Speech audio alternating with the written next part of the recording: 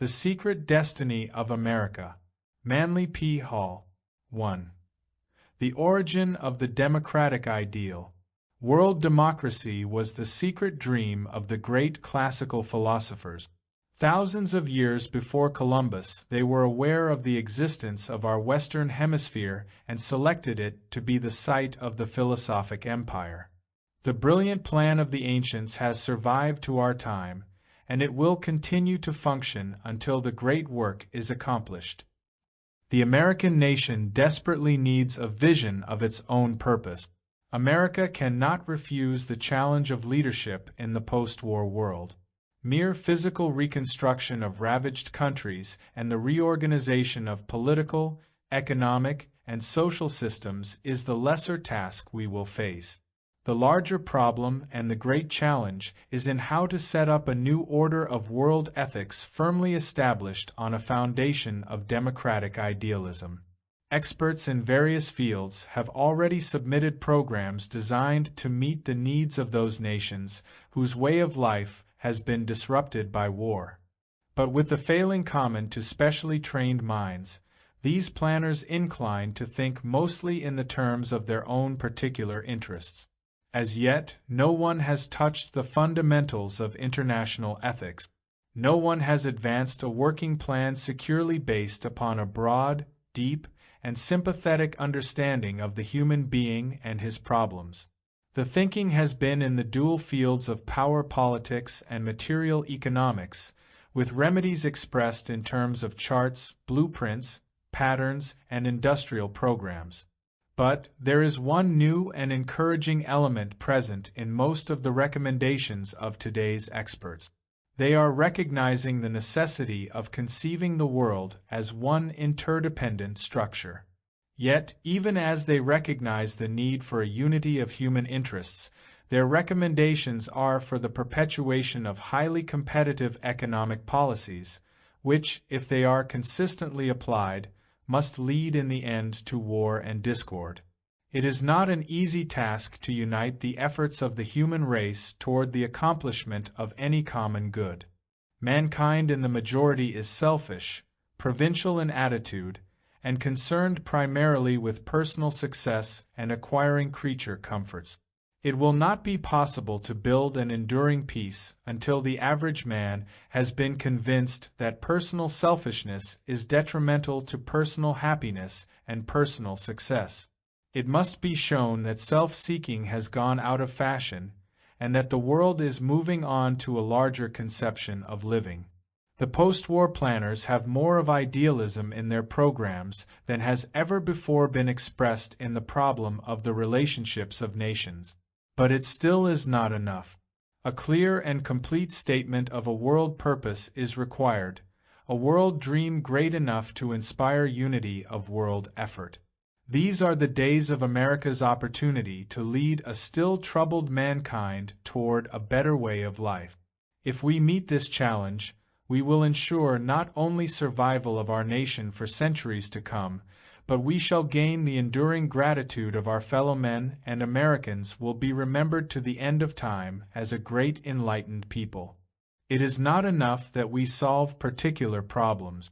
We must solve the very cause of problem itself. Wars, depressions, crime, dictators and their oppressions are the symptoms giving clear indication of a greater ailment. To examine each problem solely in terms of the problem itself, without recognition of its true relationship to a larger and more universal necessity, is to fail in the broader implications of an enduring peace and prosperity. Experience should have taught us long ago that policies which have originated from material considerations and attitudes have proved inadequate. The whole story of civilization and the records of history tell us that all such adjustments hold no hope of lasting peace or security. But here we are again preparing ourselves to be satisfied with temporary solutions for permanent problems. The recognition is long overdue that we oversimplify the problem of world peace when we think that process is one of breaking the task down for examination of its materialistic parts, and then hopefully devising an applicable remedy for each of these. The physical conditions of human existence are not the whole of the human problem. We could adjust all material considerations to the point of supremest equity, and yet accomplish virtually nothing solutional. The greatest of known problems is the human problem, and not until all-embracing examination is made into every phase of human needs can there be an adequate reconstruction policy for a post-war world. That man is physical is obvious, but he is also mental and emotional. He is spiritual and he has a soul. These latter factors are not so obvious. What to do about them is not so easy, for they are difficult to understand and even more difficult to classify and reduce to a working pattern. We as builders of a civilization will have to learn that only when equal consideration is given to each of these elements of man's nature will we arrive at the solutions for the disasters into which men and nations precipitate themselves. Our post-war reconstructors, ours if not by our selection, at least with our consent, are not outstandingly qualified for this broader task.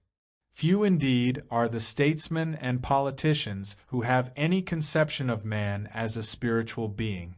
And as for military leaders, they are primarily disciplinarians, invaluable as such in times of war, but not at all emotionally geared to problems of individualistic peacetime character. And world planners recruited from among our industrial leaders, it must be admitted, are not generally informed on the workings of the human psyche. Those who have made the study of human conduct their life work, the sociologists, have little scientific knowledge of the hidden springs that animate that very conduct into its amazing diversity of manifestations. And if a word is to be said for bringing in the clergy, it might be that the theologian planner who will be truly useful will be one who acquires at least some knowledge of the science of biology. We are displaying a woeful lack of vision in the way we fumble with the eternal laws of life. It is not enough that we now hopefully create a setup permitting men to give allegiance with their minds or to serve faithfully with their bodies. We must some day face the truth that man is inevitably and incurably an idealist, for this is the truth that will set us free.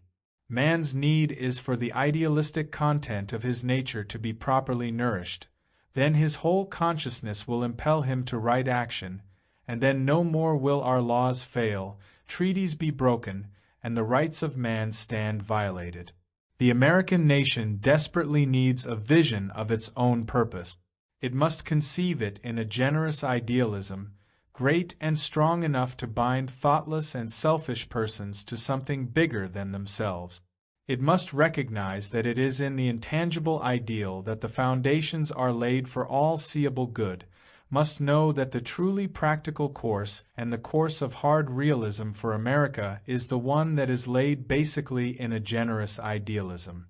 This is more than an indicated course. It is one that we inevitably must follow, guided by the hand of destiny. Believing this to be so, I dedicate this book to the proposition that American democracy is part of a universal plan. Our world is ruled by inflexible laws which control not only the motions of the heavenly bodies, but the consequences of human conduct. These universal motions, interpreted politically, are impelling human society out of a state of autocracy and tyranny to democracy and freedom. This motion is inevitable, for the growth of humans is a gradual development of mind over matter, and the motion itself represents the natural and reasonable unfoldment of the potentials within human character. Those who attempt to resist this motion destroy themselves. To cooperate with this motion, and to assist nature in every possible way to the accomplishment of its inevitable purpose, is to survive. Thousands of years before the beginning of the Christian era, many enlightened thinkers discovered the will of God as expressed through nature in the affairs of men. They made known their discoveries in terms of religions, philosophies, sciences, arts, and political systems. These first statements are now the admired monuments of ancient learning. Available to men of today, they are generally ignored. Years of research among the records of olden peoples available in libraries, museums, and shrines of ancient cultures has convinced me that there exists in the world today, and has existed for thousands of years, a body of enlightened humans united in what might be termed an order of the quest. It is composed of those whose intellectual and spiritual perceptions have revealed to them that civilization has a secret destiny, secret, I say, because this high purpose is not realized by the many. The great masses of peoples still live along without any knowledge whatsoever that they are part of a universal motion in time and space. Pythagoras, Plato, Aristotle, Buddha, Jesus, and Muhammad are among the greatest names recorded in history, but it is not customary to regard the men who bore these names as statesmen or sociologists. They are thought of as philosophers, sages, seers, and mystics, whose doctrines have no application to the political needs of an industrial civilization. Yet it is men like Plato and Buddha who still exercise the most powerful force in mortal affairs toward the perpetuation and preservation of a civilized state among all nations. All of the great leaders of ancient times realized and taught that the establishment of a state of permanent peace among the nations depended upon the release of human ideals, but through properly trained and disciplined minds capable of interpreting these ideals in terms of the common good. World democracy was the secret dream of the great classical philosophers. Toward the accomplishment of this greatest of all human ends, they outlined programs of education, religion, and social conduct directed to the ultimate achievement of a practical and universal brotherhood. And in order to accomplish their purposes more effectively, these ancient scholars bound themselves with certain mystic ties into a broad confraternity. In Egypt, Greece, India, and China, the state mysteries came into existence. Orders of initiated priest-philosophers were formed as a sovereign body to instruct, advise, and direct the rulers of the states. Thousands of years ago, in Egypt, these mystical orders were aware of the existence of the Western Hemisphere and the great continent which we call America. The bold resolution was made that this Western continent should become the site of the philosophic empire. Just when this was done it is impossible now to say, but certainly the decision was reached prior to the time of Plato, for a thinly veiled statement of this resolution is the substance of his treatise on the Atlantic Islands. One of the most ancient of man's constructive ideals is the dream of a universal democracy and a cooperation of all nations in a commonwealth of states. The mechanism for the accomplishment of this ideal was set in motion in the ancient temples of Greece, Egypt, and India. So brilliant was the plan and so well was it administrated that it has survived to our time, and it will continue to function until the great work is accomplished. Philosophy set up its house in the world to free men by freeing them of their own inordinate desires and ambitions. It saw selfishness as the greatest crime against the common good, for selfishness is natural to all who are untutored. It recognized that the mind has to be trained in the laws of thinking before men can be capable of self-rulership. And it knew that the democratic commonwealth can be a reality only when our world is a world of self-ruling men. And so it is from the remote past, from the deep shadows of the medieval world, as well as from the early struggles of more modern times, that the power of American democracy has come. But we are only on the threshold of the democratic state. Not only must we preserve that which we have gained through ages of striving, we must also perfect the plan of the ages, setting up here the machinery for a world brotherhood of nations and races. This is our duty and our glorious opportunity. It seems to me that the basic plan for the post-war world should be one solidly founded in this great dream of universal brotherhood. It is not enough to work on the problem solely in terms of politics and industry. The formula must express a broad idealism, one which appeals to the finest intuitions of man, and one universally understandable by all who have lived, dreamed, and suffered on this mortal sphere. 2. The world's first democrat. The leader who had the first social consciousness in the administration of a nation was a pharaoh of Egypt, Akhenaten. Born several thousand years too soon, he was the first realist in democracy, the first humanitarian, the first internationalist. He saw that the duty of the ruler is to protect for all the right to live well, to think, to dream, to hope, and to aspire. For his dream of the brotherhood of man, he cheerfully gave his life. Man has passed out of the state of savagery and become a civilized creature with the development of social consciousness. Civilization is a collective state. In our collective type of life, the isolationist is a detriment to himself and a menace to all others. There is a great difference between isolationism and intellectualism. Development of the mind releases the individual from mob psychology, but it does not set him apart from the common responsibilities of his kind. A true thinker becomes a force for good within the group life. If his intellectual powers lure him away from the practical problems and values of his world, he can no longer make his contribution to the social unity. Political reforms are not accomplished by the people, but through the people. Behind all collective progress stands the enlightened individual's leadership. His superiority does not free him from common responsibility. His is the obligation to assume the greater burden of directing his vision to the well-being of all his people. Let us see how this works. We'll go far back to ancient times.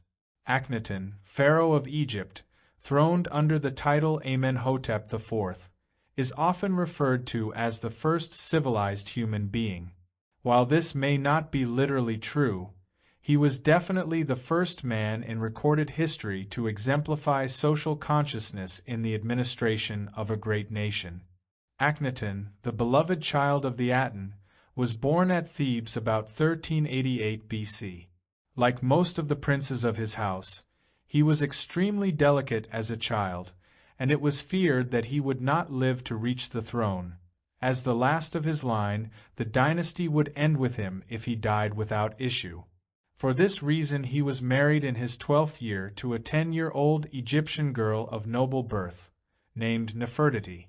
During the childhood of the young king, the queen mother, Tai, ruled as regent of the Double Empire.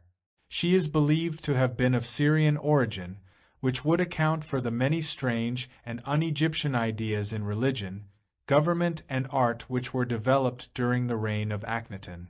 Queen Tai, brilliant and capable, had recognized before her son reached his majority that in him were qualities more divine than human.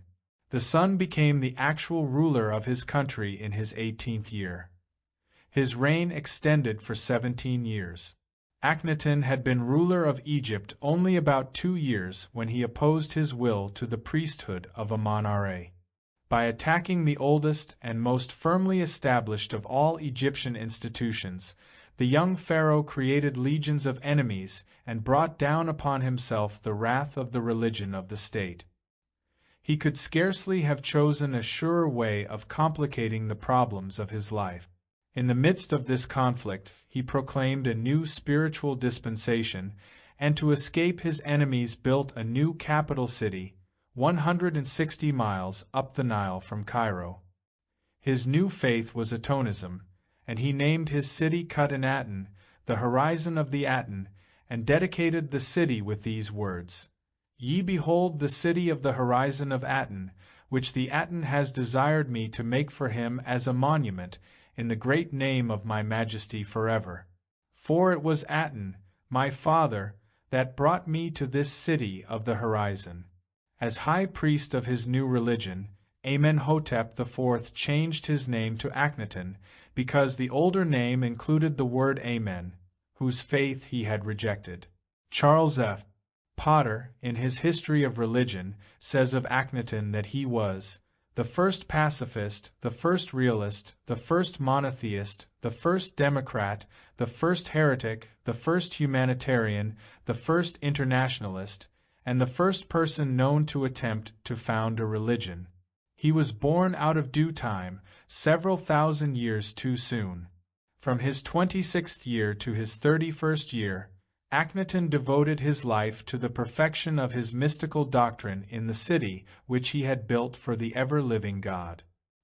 Here he taught the mystery of the Divine Father, and wrote the simple and beautiful poems which have endured and survived time. To Akhenaten, God was not a mighty warrior ruling over Egypt, speaking through the oracles of his priests. He was not a supreme being flying through the air in a war chariot leading armies of destruction. Aten was the gentle father who loved all his children of every race and nation, and desired for them that they should live together in peace and comradeship. Even more, God, the Aten, had created all the lesser creatures, whether birds that nested in the papyrus reeds along the banks of the Nile, or dragonflies with many-colored wings that hovered over quiet pools and the lotus blooms. The Aten was the father of all beasts and fishes and flowers and insects. He had fashioned them in his wisdom and preserved them with his love and tenderness. Akhenaten, seated in the garden of his palace, spent many hours watching the flight of birds and listening to the voices of little creatures. He tells us that he found the Aten in all of them, and that his heart went out to them, and he gave thanks for the goodness in everything that lived. This was a pharaoh who traveled alone through the countryside, meeting the peasants, conversing with slaves, and sharing the simple food of the poor. To the most ignorant man he listened with profound respect, for in each of his subjects he sought and found the life of the Aten. He saw the universal God shining through the eyes of little children, beheld the beauty of the Aten in the bodies of the men who worked in the fields. He could not understand why others did not see God in everything as he did. Like most of the great religious leaders, Akhenaten accepted the social problem of life as part of religion. He could not accept the inequalities of birth, wealth, or physical estate as a justification for men persecuting each other or exploiting one another. He saw every living thing having a divine right, a right to live well, to think, to dream, to hope, and to aspire. He saw it the duty of the ruler to protect this beauty in the hearts of his people, to nourish it, and to give every possible opportunity for its expression and perfection. Religious intolerance was impossible among those who worshipped the Aten, and there was no room for political intolerance in a world governed by the laws of brotherly love. Each man became the protector and comforter of all other men, cherishing the dreams of others equally with his own. In his personal life, Akhenaten emerges as the first man in history to bring dignity and gentle beauty to the management of his home. He was the father of 7 daughters, to whom he was completely devoted, and in his speeches and public pronouncements he always referred to Queen Nefertiti as "my beloved wife." It was usual for the pharaohs to cause themselves to be depicted in great stone carvings upon the walls of their palaces. They were represented as majestic figures, crowned and sceptered. They were shown either seated on their thrones or wielding their weapons against their foes. Akhenaten was the only pharaoh in the history of Egypt who chose to be depicted with his arm about his wife, with his little daughters playing about and seated on his lap. As with the passing years the health of the pharaoh grew worse, the opposition of the priesthood of Amon-Ra grew greater, and his reign was complicated by invasions by the Hittite nations. The governors of various provinces pleaded with him for help, but Akhenaten would not send armies. The dreamer king saw his lands pillaged and his cities conquered, but he would not kill his enemies. They, too, were children of the Aten. Akhenaten died in his 36th year, at the altar of the Aten in the temple of the faith he had created. When his mummy case was found, the following prayer to the Aten was discovered inscribed on golden foil beneath his feet. I breathe the sweet breath which comes forth from thy mouth. I behold thy beauty every day. Give me thy hands, holding thy spirit, that I may receive it and may be lifted by it. Call thou upon my name unto eternity, and it shall never fail. In the words of the great Egyptologist, Professor Breasted, there died with him such a spirit as the world had never seen before. Akhenaten was the first man in history who dared to dream of the brotherhood of men, and he cheerfully gave his life and his empire for that dream. He is indeed the beautiful child of the living Aten, whose name shall live forever and ever. 3. Westward ocean travel to the earthly paradise. From Plutarch's description of voyages, it can be calculated that our great continent in the Western Hemisphere was visited by the ancient Greeks. They not only reached our shores but explored part of the Great Lakes area. Under a thin veil of symbolism, they perpetuated in mythology their knowledge of our land, which they called blessed. The area was anciently set apart for coming generations in the great human experiment of the democratic commonwealth.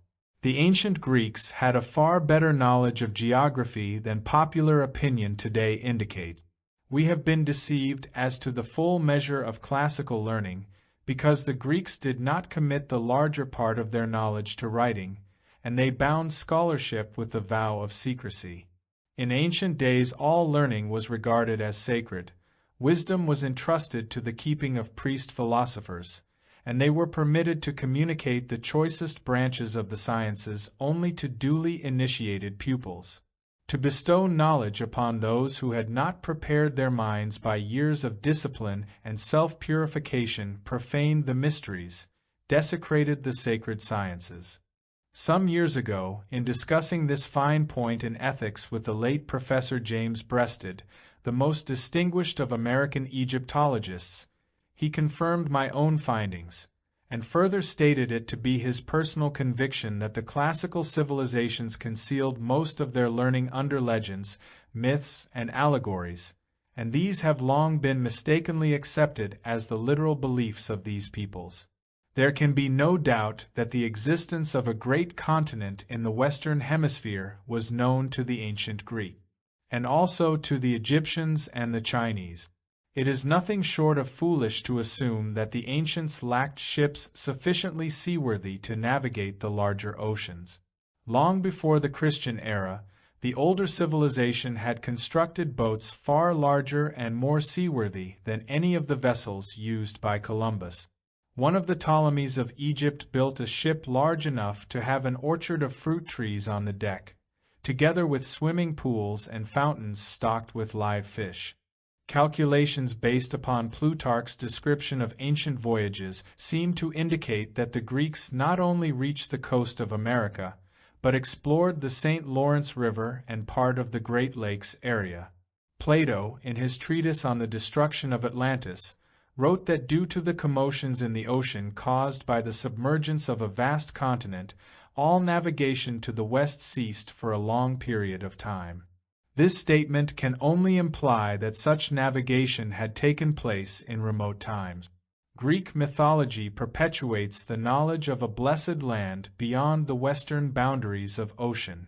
In this blessed land dwelt the Hesperides, the beautiful daughters of night, and here also at the end of each day the sun came to rest. In popular mythology, the Hesperic Isles were a kind of terrestrial paradise. Thus, under a thin veil of mystic symbolism, was concealed the account of a western continent of great size, fertile and rich and abounding in all good things. The ancients believed the earth to be surrounded by the sphere of the constellations, and they assigned to each country the star groups which were above that country's particular area of land. In the arrangement preserved in the writings of Aratus of Soli, the constellation of the eagle spreads its wings across the North American continent, the serpent winds its coil over Mexico and Central America, and the dragon floats in the sky above Japan and China. Perhaps Sir Edward Landseer was not far wrong when he declared that the symbols of nations, and the emblems peculiar to their heraldry, originated in their ruling constellations. Just about everyone knows that the constellation of the Great Bear is in the sky over Russia, and since time immemorial the bear that walks like a man has been the accepted symbol of the Russian state. Thus in many ways we discover indications that the old races were wiser than we thought, and that what we have called discoveries are really only rediscoveries. Beyond the western bounds of the ocean, they located the fair land set aside by the gods to be the earthly paradise. Here in the fullness of time all men would come in search of the golden fleece which hung upon the tree sacred to the apples of the sun, and the early explorers did travel to the west in search of a golden fleece, the gold of the Incas, the treasures of the Aztecs, and the jeweled temples of the 7 cities of Cibola. It was in an old book, which is in the British Museum, that I found another and even more important key to the meaning of the golden fleece. It was known to the Greeks that the golden fleece was in reality a parchment on which was written the secret of human immortality. It was this parchment that Jason sought, for whoever discovered it would gain the secret of enduring empire and power over the whole world.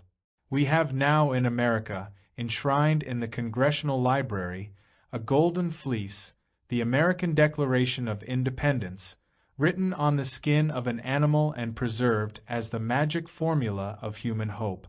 Those who understand it and can use wisely the import of its writings are possessed of the secret of the immortality of human society.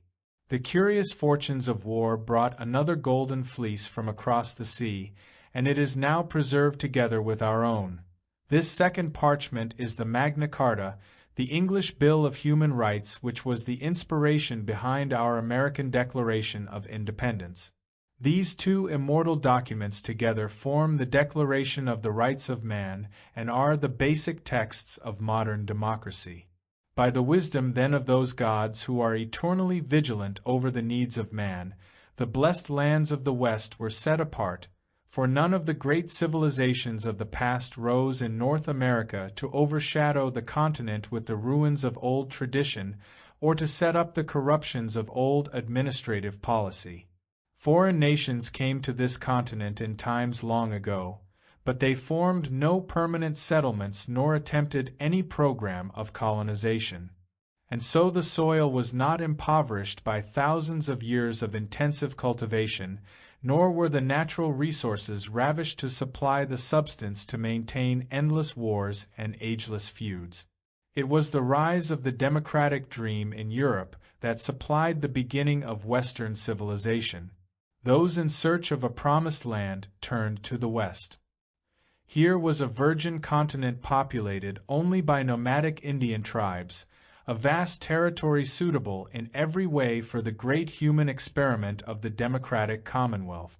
By the 19th century, the American Hesperides was definitely the land of golden opportunity, and to it came streams of immigration from nearly every country on the earth.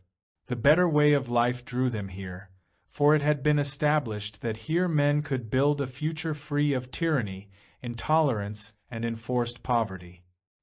Here all were given opportunity for education, for free enterprise, and living a life according to the dictates of hope and conscience. If in a comparatively short time many racial streams have met and mingled, and a new race has been born, the American race is not one to be determined by an analysis of blood or the proportions of the cranium. Americans are a race determined by the measure of a conviction, set apart by that conviction. It is the conviction that human beings are created free and are entitled to equal opportunity to perfect themselves in life, liberty, and the pursuit of happiness. And in recent years we have made another discovery. It is that the race of democracy is one distributed throughout the whole world.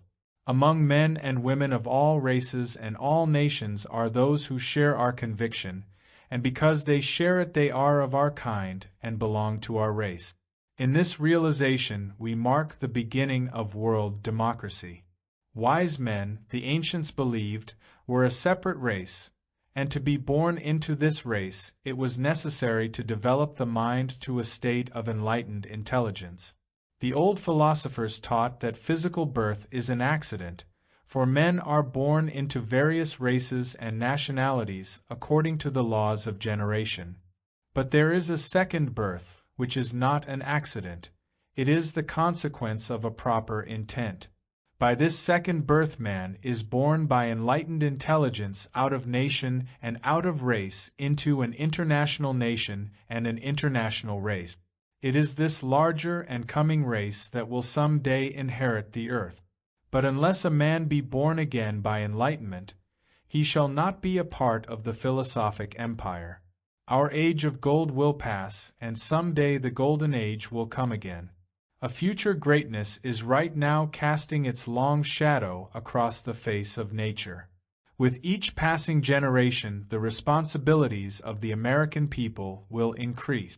More and more we shall be looked to as a source of courage, strength, and hope. And it will be in this way that we shall fulfill the destiny for which our nation was created by dreamers of long ago. From the blessed Isles of the West must come the fulfillment of the promise of the ages. 4. The first election of lawmakers. Solon, of Athens, freed the debtor's person to reform the institution of debt slavery. He instituted the selection of juries by lot, with all citizens participating, and he gave the voting franchise to all taxpayers alike, thus beginning national democracy 600 years before Christ. When he later journeyed to Egypt, he there learned of the first war of conquest, in the story of the lost Atlantis, and became acquainted with the imperishable laws for the government of nations. Debt has been the common burden of the ages, and yet the whole structure of our modern economic world is built on the shaky foundation of bills payable and bills receivable. Long ago, interest ate up its own principal, and we on our own are currently living on the unliquidated debts.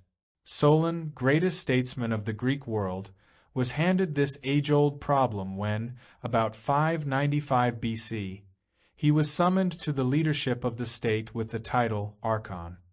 He was given unlimited powers to reform the economic and constitutional systems of the Athenians.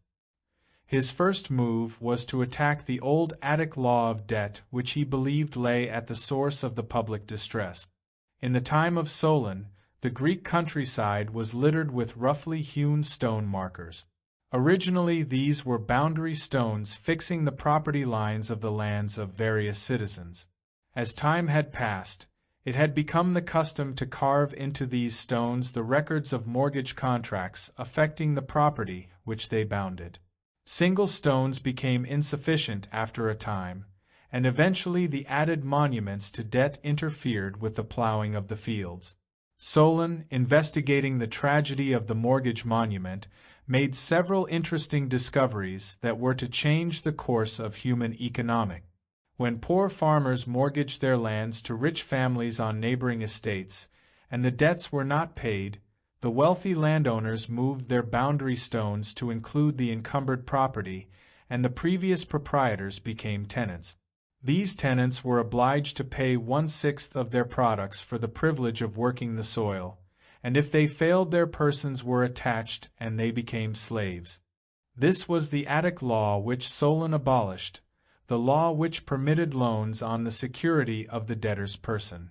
When Solon restored the freedom of all who had been enslaved for debt, the reform was highly acceptable of course to the poorer classes, but it found little favor with the landowners.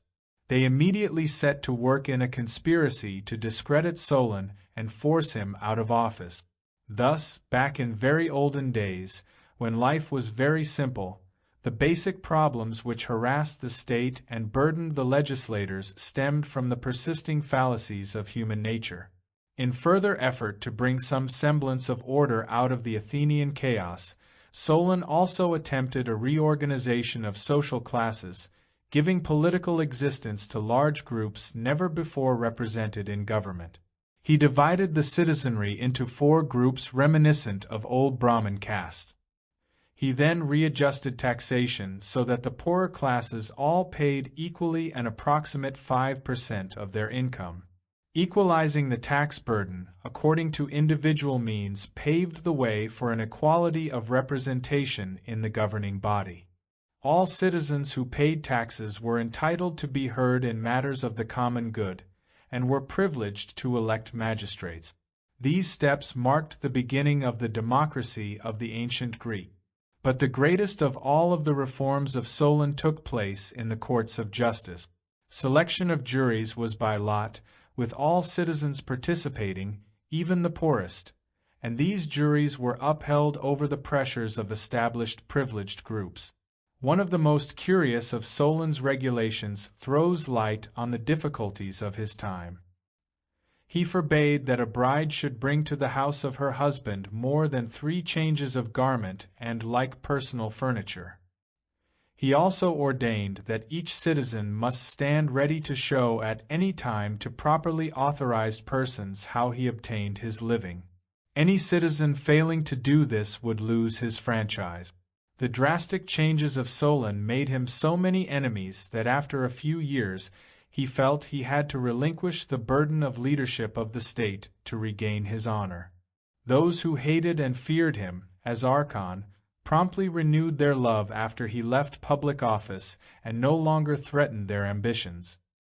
His term as archon brought to Solon the realization of his own inadequacy, and he visited Egypt in search of a larger wisdom. He was received with kindness and every mark of respect by the priests at Sais, who served the shrine of the goddess Isis. To these wise men he told the story of his effort to enlighten the Greeks and correct the evils in their laws. The high priest of Sais is reported to have said, "Alas, you Greeks, you are but children, for you know not the wisdom of the gods." One night the priests of Sais led Solon through the long dark passageways of the temple. They descended stone stairs rutted with age and lighted only by flaming torches, came at length to subterranean chambers hewn from the living rock. Through these chambers flowed a river. The priests said that this river was the sacred Nile that flowed from Egypt through the underworld to water the fields of the immortals. On the bank of the underground stream a small black boat was waiting, rowed by men who were blind. Accompanied by the high priest and the torch-bearers, Solon was rowed out over the dark waters. The boat stopped on the shores of a tiny island far underground. The light from the torches fell on 2 tall columns that glistened. They appeared to be made of some strange metal, covered with curious writing in an unknown language. The high priest, pointing his golden rod at the pillars, explained their mystery to the astonished Solon. These columns, he said, were placed on the island beneath the ground thousands of years ago by a lost people which had vanished forever from the earth. The pillars were of an unknown metal which neither rusted nor deteriorated with age. He continued, "Once long ago there existed on the earth a vast empire, the power of which extended to every corner of the world, and great fleets of merchant ships sailed the 7 seas and brought their wealth to its fabulous city of the Golden Gate. Here there were schools for the study of the mysteries of nature, towers for the examination of the stars, mines beneath the earth from which the precious metals were brought forth in abundance. This empire was ruled over by 7 kings, who were the descendants of Neptune, god of the seas. Then came the fatal day when the 7 kings of the islands of the west, in disobedience to the laws of the gods, resolved to conquer the whole earth.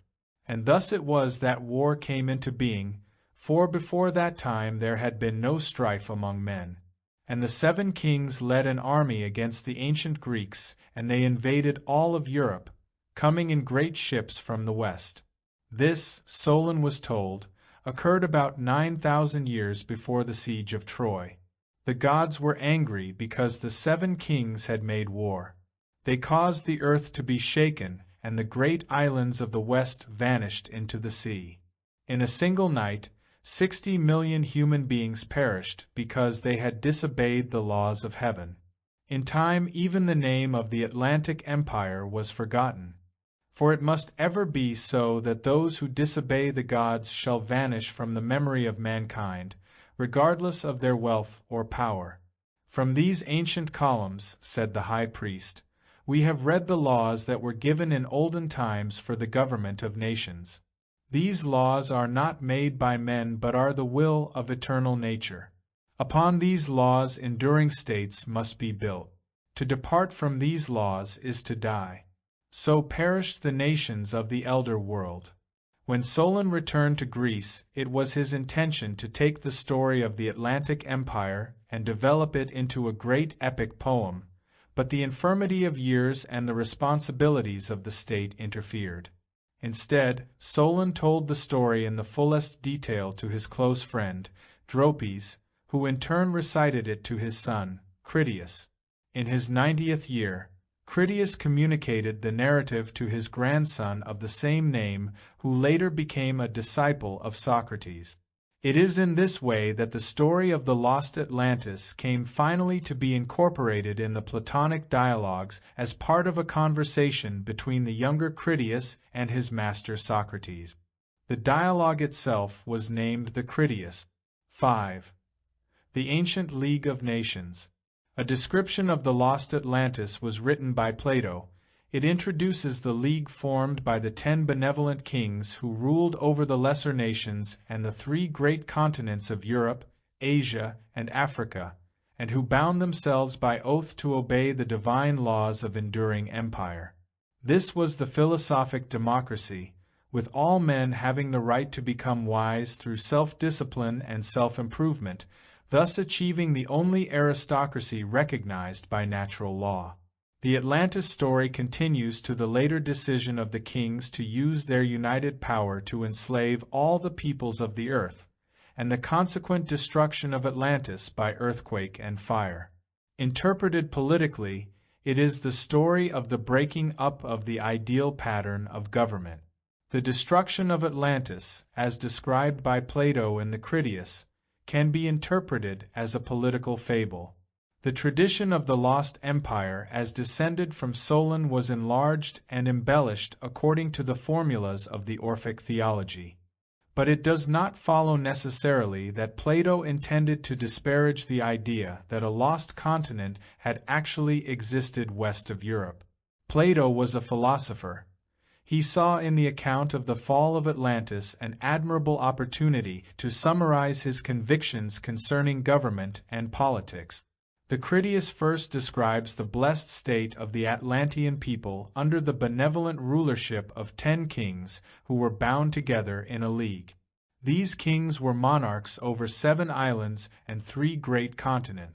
From the fable we can infer that the 10 rulers of the Atlantic League were philosopher kings, endowed with all virtues and wise guardians of the public good.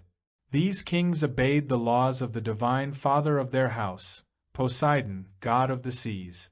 In the capital city of Atlantis stood the temple of Poseidon, and in it a golden figure of the god. In this shrine also stood a column of precious substance inscribed with the laws of enduring empire. The 10 kings took their oath together to obey these laws, and they chose one of their number, usually of the family of Atlas, to be the chief of their league. It was written on the column of the law that the 10 kings of Atlantis should not take up arms against each other, for any reason. If one of them should break this law, the other 9 were to unite against him to preserve the peace. In all matters concerning the public good the 10 kings were to deliberate together, and each should be mindful of the just needs of the others, for they were the members of one body and regents over the lands of a blessed God. The kings had not the power of life or death over any of their subjects except with the consent of the majority of the 10, and each was responsible to the whole league for his conduct in the administration of his own state. In this way Plato describes the government of the Golden Age, in which men live on earth according to the laws of heaven. By the 3 great continents of Atlantis are to be understood Europe, Asia, and Africa, and by the 7 islands all the lesser peoples of the earth. The League of the 10 Kings is the cooperative commonwealth of mankind, the natural and proper form of human government. The Atlantis, therefore, is the archetype or the pattern of right government, which existed in ancient days but was destroyed by the selfishness and ignorance of men. Plato, it must be remembered, was a monarchist by philosophic conviction, but his ideal king was the wise man perfect in the virtues and the natural ruler of those less informed than himself. This king was the father of his people, impersonal and unselfish, dedicated to the public good, a servant of both the gods and his fellow men. This king was descended of a divine race. That is, he belonged to the order of the illumined, for those who come to a state of wisdom then belong to the family of the heroes, perfected human beings. Plato's monarchy was therefore a philosophic democracy, for all men had the right to become wise through self-discipline and self-improvement. One who achieved this state was by virtue of his own action a superior man, and this superiority was the only aristocracy recognized by natural law. Competition is natural to the ignorant, and cooperation is natural to the wise. Obeying the pattern established by the gods, the divine kings bound themselves into the common league to obey its laws, preserve the peace, and punish any whose ambition might impel them to tyranny or conquest. Here, then, is a pattern of world government to ensure the prosperity of all peoples and activate the preservation of the peace. Plato describes at some length the prosperity of the Atlantic Isles under this benevolent rulership. The citizens were happy and poverty was unknown. A world trade was established, and the ships of the Atlantean marine traveled the seven seas, bringing rich treasures to the motherland. There was little crime, the arts flourished, and the sciences were cultivated in great universities. Men had no enemies, and war was unknown. The god Poseidon guarded the destinies of his domains and favored the Atlantic Empire with a good climate and fertile soil. Men followed the occupations which they preferred and lived a communal existence, together sharing the fruits of their labors.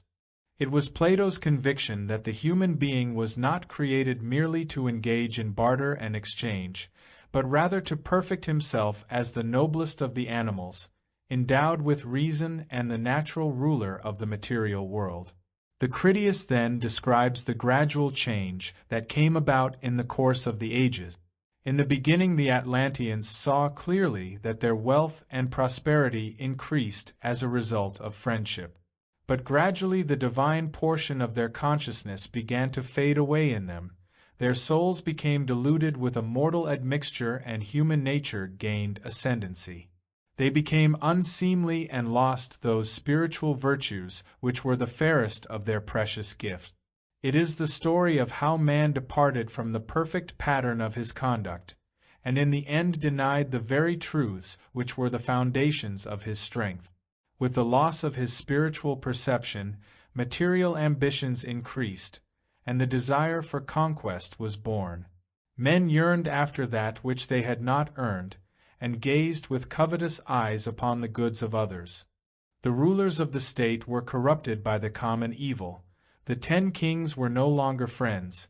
They no longer conferred together in the temple of Poseidon to decide all matters under the common oath. Thus was the great league dissolved by selfishness and ambition. It was then that war came into being, and with it tyranny and oppression, and despotism and the exploitation of peoples. At last the kings of Atlantis decided to use their common power to enslave all the peoples of the earth. They gathered a vast army and attacked Europe from the sea, even going so far as to besiege the Athenian states.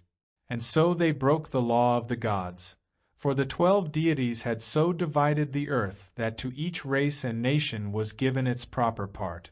Zeus, father of the gods, who carries in his hand the thunderbolts of divine retribution, perceived the evil of the time, and resolved to punish the arrogance of the Atlanteans. But even Olympus is a commonwealth, and the other 11 gods were summoned to the council hall of the immortals. When all the gods had assembled in conference, Zeus arose among them and addressed them thus. It is with this line that Plato's story of Atlantis ends, and the words of Zeus remain unknown. But the results of the conference are not left in doubt. Zeus hurled his thunderbolts against the empire of the sea, shaking it with earthquakes and then destroying it by horrible combustion. The only records that remained were in vague traditions and 2 columns set up under the temple at Sais. The destruction of Atlantis can be interpreted politically as the breaking up of the ideal pattern of government. So complete was this destruction that men forgot there is a better way of life, and since have accepted the evils of war and crime and poverty as inevitable. The world lost too all sense of its own unity. Each man's hand was thereafter raised against his neighbor. The perfect state disappeared under a deluge of politics. The priests of Poseidon gave way to the priesthood of Mammon. Plato's political vision was for the restoration of the empire of the Golden Age. The old ways of the gods must be restored, he was convinced, if human beings are to be preserved from the corruptions which they have brought upon themselves.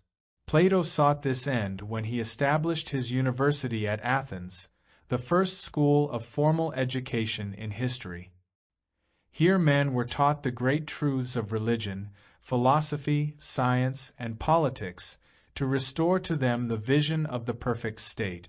The old Atlantis was gone, dissolved in a sea of human doubts. But the philosophic empire would come again, as a democracy of wise men. 2,000 years later Lord Bacon restated this vision in his New Atlantis. 6. A Roman project to give rulership to the wise. The Platonic point of view was envisioned by Plotinus to take form as a philosopher's city, establishment of which was approved by his Roman emperor as the noblest experiment in time. But the fear of the Roman senators that the projected commonwealth of learning might finally overthrow the empire brought the project to naught, as Rome continued in the advanced state of smugness that immediately preceded the complete collapse of the nation. During chess games played nearly 700 years after Plato's death, Plotinus, the greatest of the Neoplatonists, discussed the problem of state with Gallienus, emperor of Rome.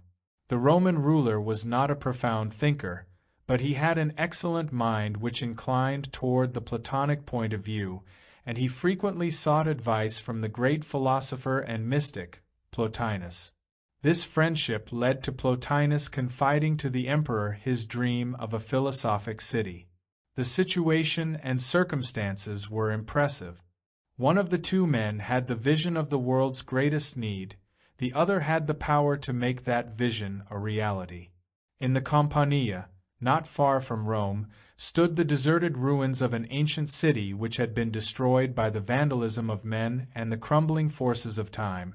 Plotinus asked that this become the site of a habitation for the learned, that here with funds raised from both public and private sources a noble community be built, to be ruled over by the laws set forth in the writings of Plato, and to honor the great man the city should be called Platonopolis.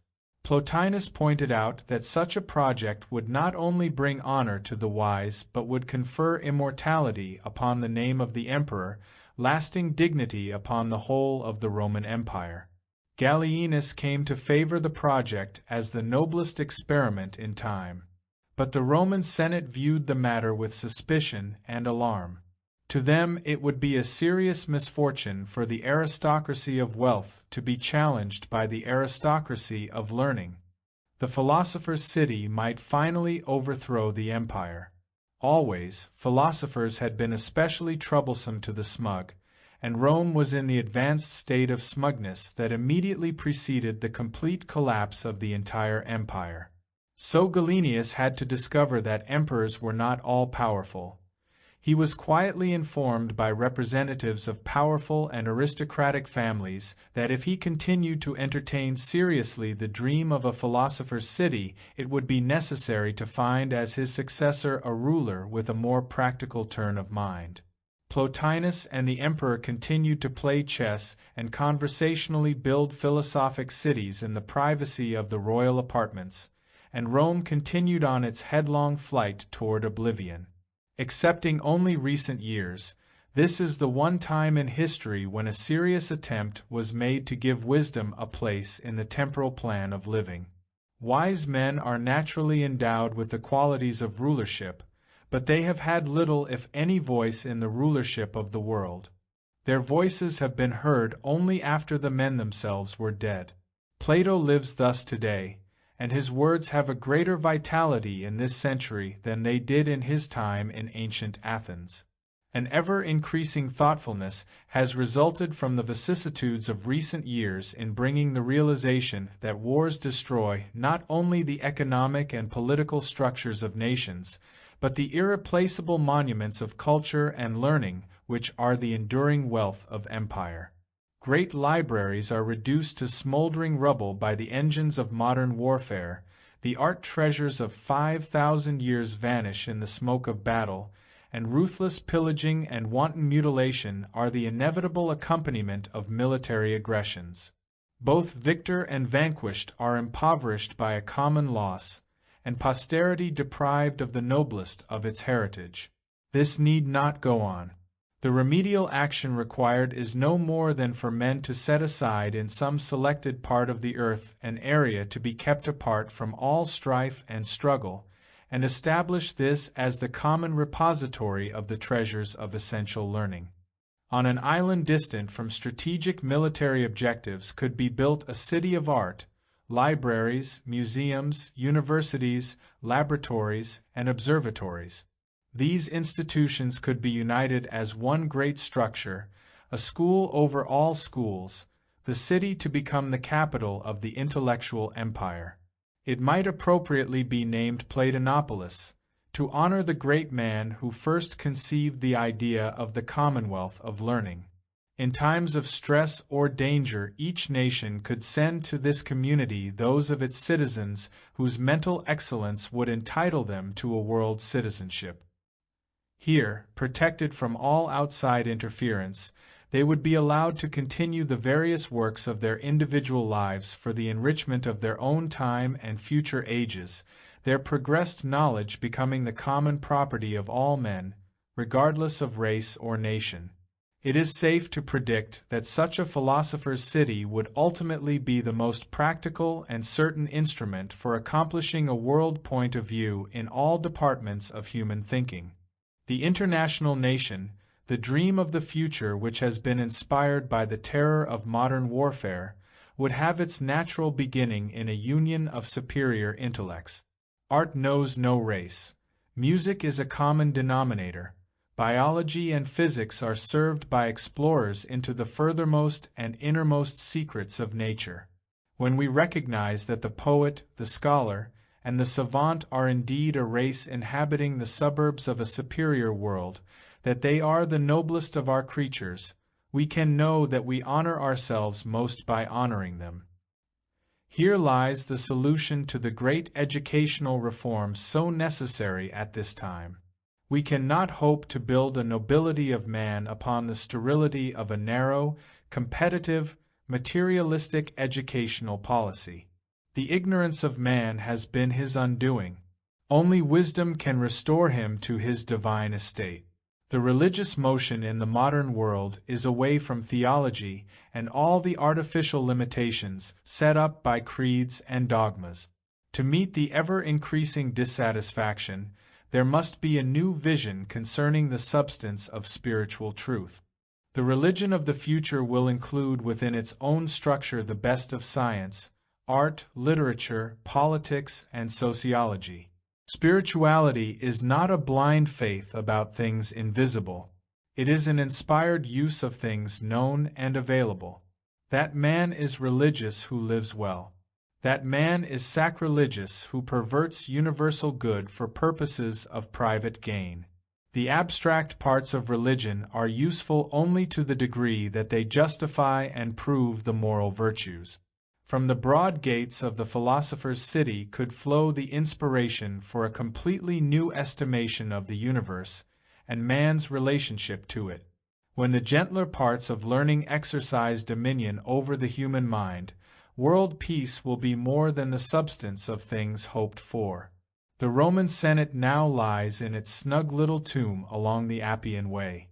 But unfortunately the temper of the Roman senator still survives to oppose the unknown and defend private privilege against the world's necessity.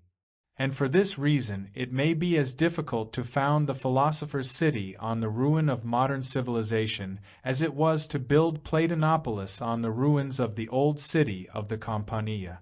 There is one difference, however.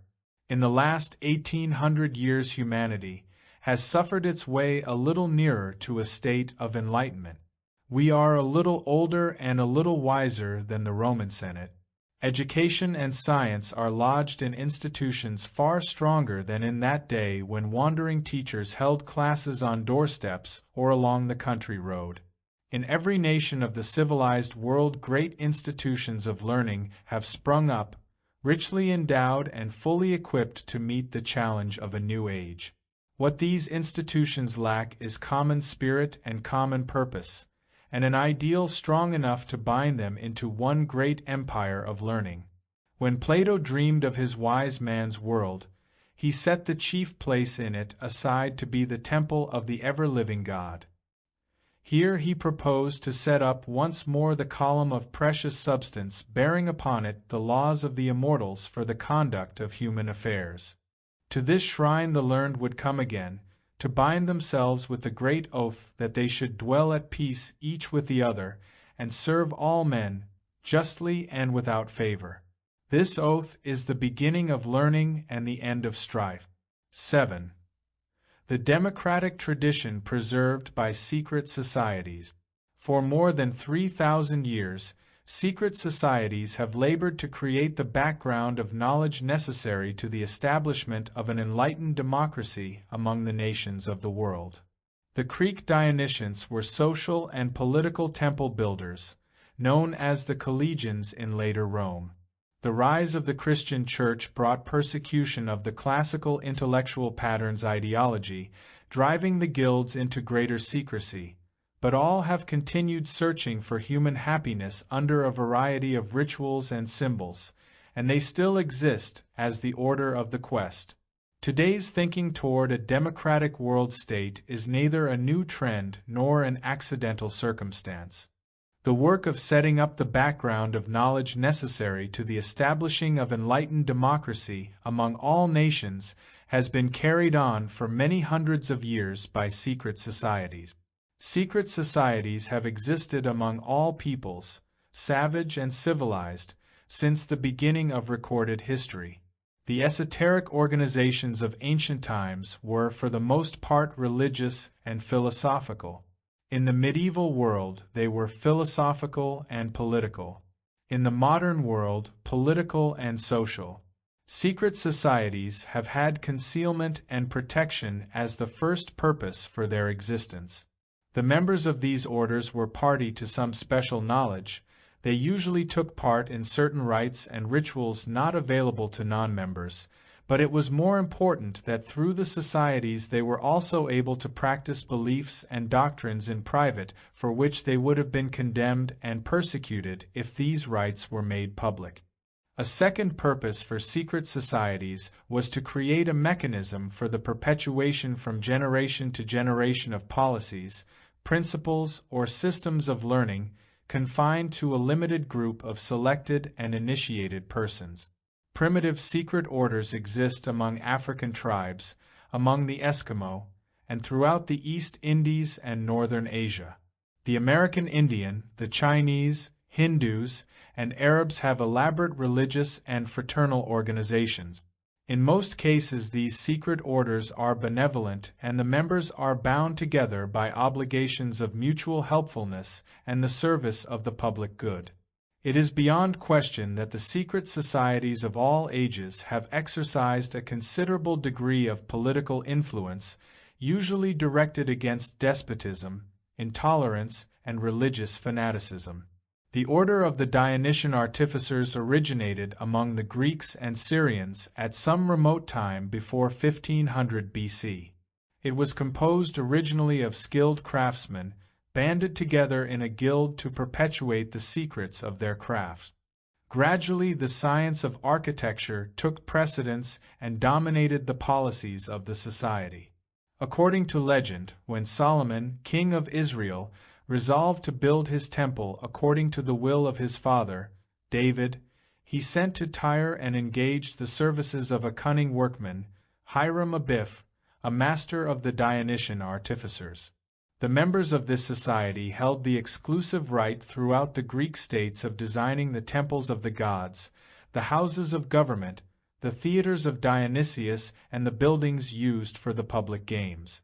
It is certain that the Dionysians practiced secret rites and worshipped the gods under geometric symbolism, and that they possessed a body of lore which included mathematical secrets of proportion and design, certain knowledge concerning universal dynamics, and a philosophical, religious, moral, and political conviction concerning the perfecting of human society.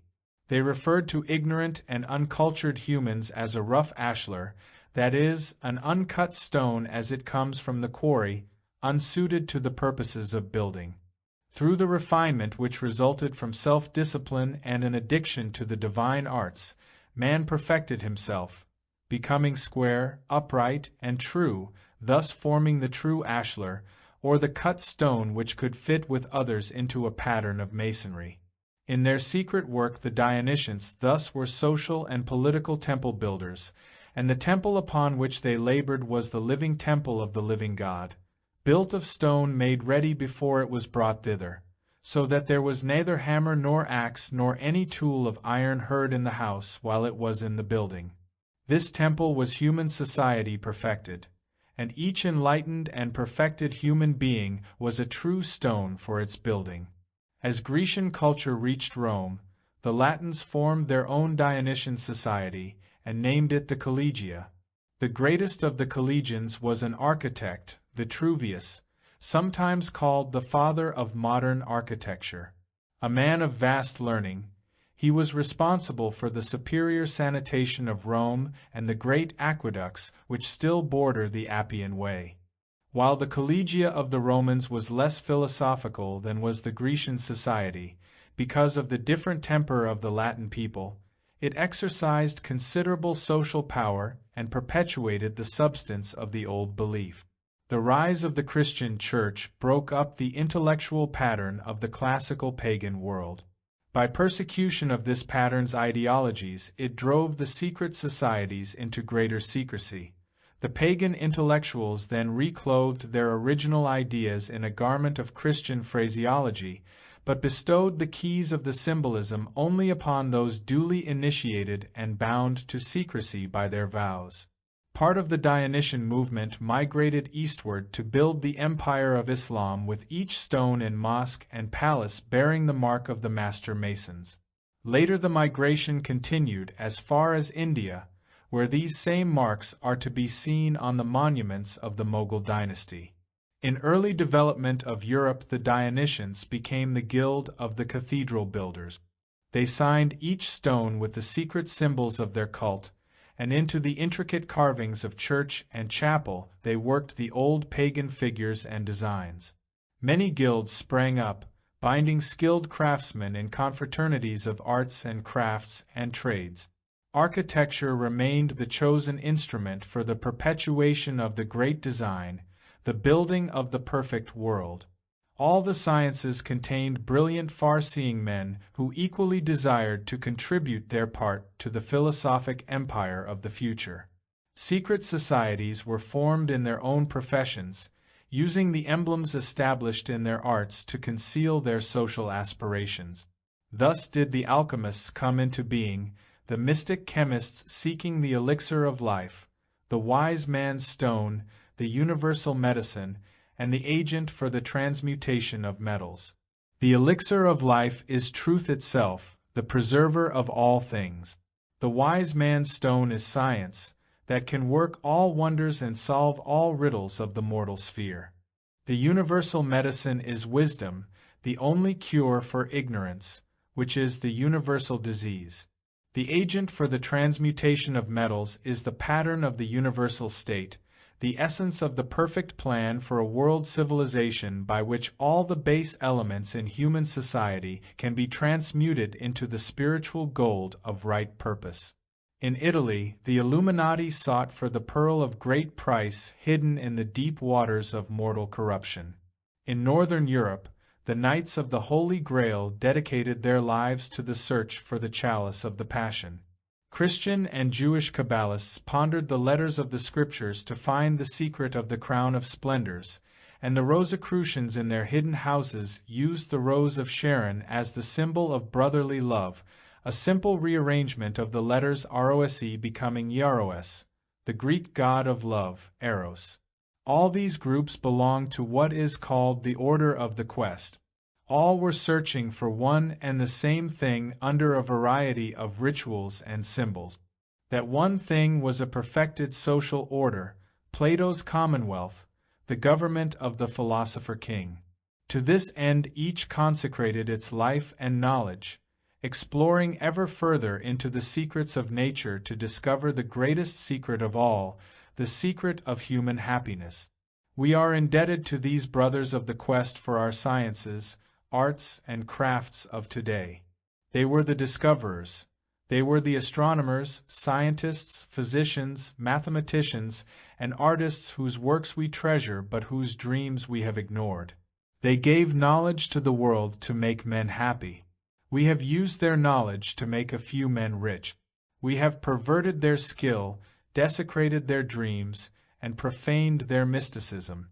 But the knowledge they have given us is available to be used in a nobler way, and some day we shall awaken to our responsibility with the realization that it is our common duty to restore the dignity of learning and dedicate unselfishly to the human need. About the middle of the 17th century, Sir Elias Ashmole, patron of the liberal arts and founder of the Ashmolean Museum at Oxford, was initiated into the Guild of the Operative Freemasons of London, the first non-craftsman to be permitted membership. From that time on, the entire pattern of the guilds was changed, and speculative masonry came to dominate the older form of the craft, and the intellect builder came into his own. One veil of the old symbolism was lifted, to reveal in full clarity that the guilds were dedicated to a program social and political. In this way the old dream of the philosophic empire descended from the ancient world to modern time. Secret societies still exist, and regardless of the intemperance of the times, they will continue to flourish until the quest is complete. For more than 3,000 years, secret societies have labored to create the background of knowledge necessary to the establishment of an enlightened democracy among the nations of the world. A new identity for Christopher Columbus. Many scholars were fully aware of the global form of the earth in the time of Columbus, who, according to early historians, state documents, and his own son, was not an Italian of humble station and uneducated, but was a Greek prince with an excellent classical education. It was from a Greek port that he sailed on the celebrated voyage of discovery. He was accompanied by a mysterious stranger, which has suggested that Columbus was an agent of the Society of Unknown Philosophers. The pattern of the democratic ideal was beginning to assert itself over the tyranny of decadent aristocracy. A new world was necessary for a new idea. When it was necessary, it was discovered. Note: the University of Barcelona has pronounced genuine a document discovered by an Italian archaeologist in 1929. It records that the treasurer of Spain counseled Colón to represent himself as Christophorans in demanding aid from the King of Spain, and states emphatically that Admiral Colón was not the same man as Cristoforo Colombo, son of Domenico and Susanna Fontanarossa, who lived in Genoa. As stated earlier, there can be little doubt that the Greeks were aware of the existence of the American continent long before the beginning of the Christian era. If information is not general on that point, it is equally surprising how little is known about the man Christopher Columbus, who is accredited with the discovery of the New World.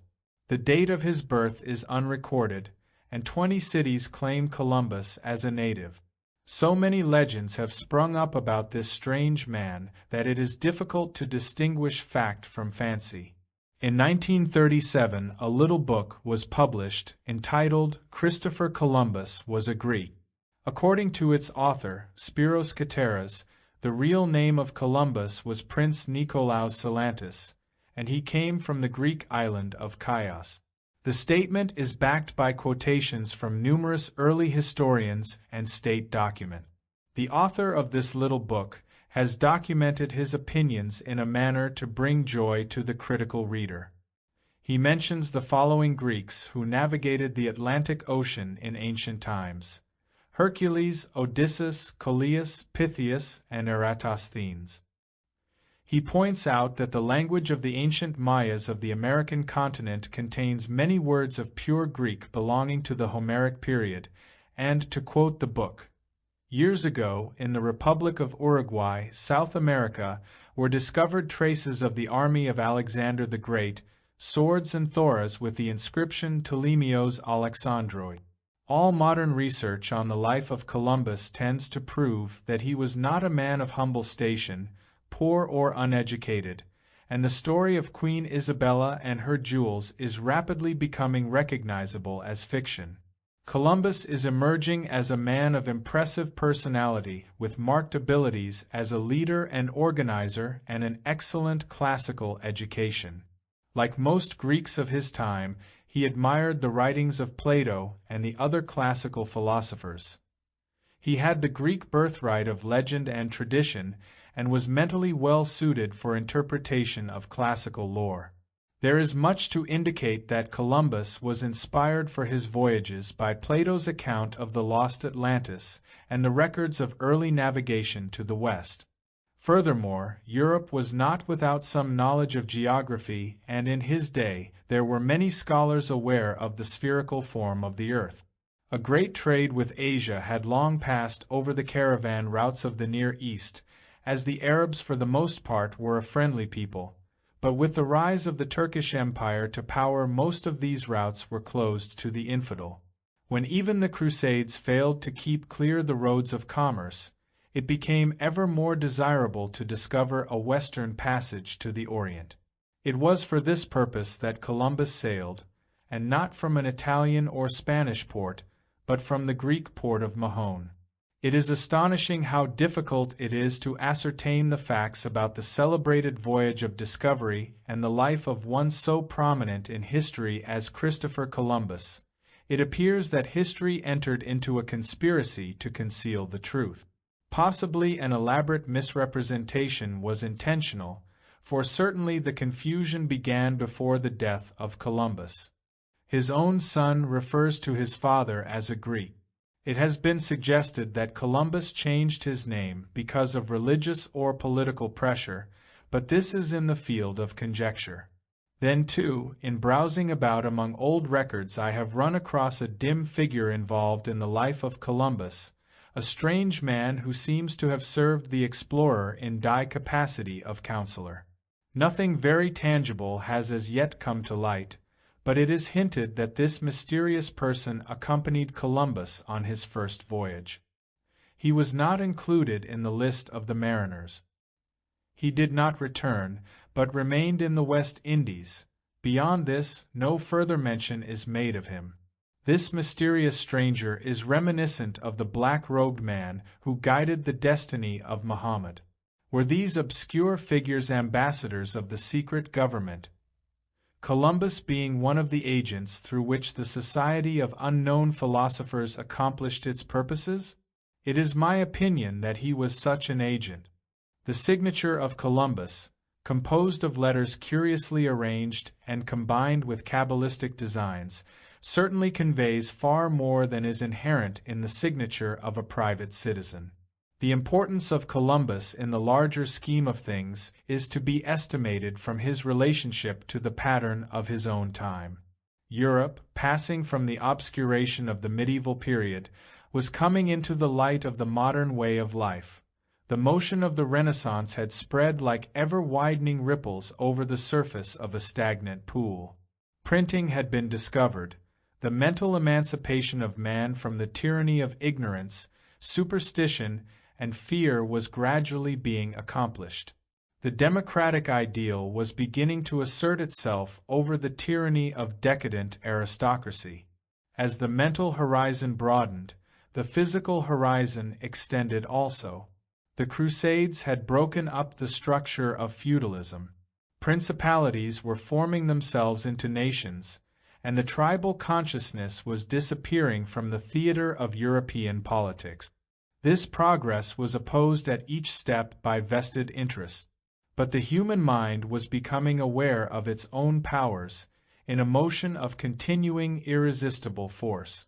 A new world was necessary for a new idea. When it was necessary it was discovered. That which is needed is always near if man has the wit to find it. Today we are again seeking for a new world. No longer do there remain undiscovered continents to serve us as laboratories for social experiments, so we are turning our attention to other kinds of worlds, worlds of thought, inner spheres which must yet be explored by daring navigators. Science, in the last 50 years, has discovered a new universe, the universe of the mind. The infant psychology has but to come of age for us to fully discover a new sphere for new exploration in the science of living. The voyages of Columbus were followed by 2 centuries of enlarging our geographic knowledge of the earth. Explorers who sailed the 7 seas seeking wealth brought home knowledge. It released human thought from its Mediterranean fixation and accomplished the still greater end of breaking the power of a Mediterranean theology and a Mediterranean way of life. Men began to think world thoughts, began to realize that while the whole earth was one land divided into continents and oceans, it still was a gigantic unity. Out of the global wanderings of stout sea captains in little wooden ships was developed our so-called global thinking of today. The concept of a global world, at least in terms of geography, is now our common inheritance. After 450 years we accept it without question, but mainly to toy with the belief that we will accomplish something in terms of ultimates if we can industrialize the entire planet. Our world is still too large for us to know how to use it. We have discovered much, but the greatest voyage still lies before us. Our venture will be into that greater ocean that lies beyond the boundaries of the known. The new voyages will be made in laboratories, and the contrary currents will be the cosmic rays that move through the seas of universal ether.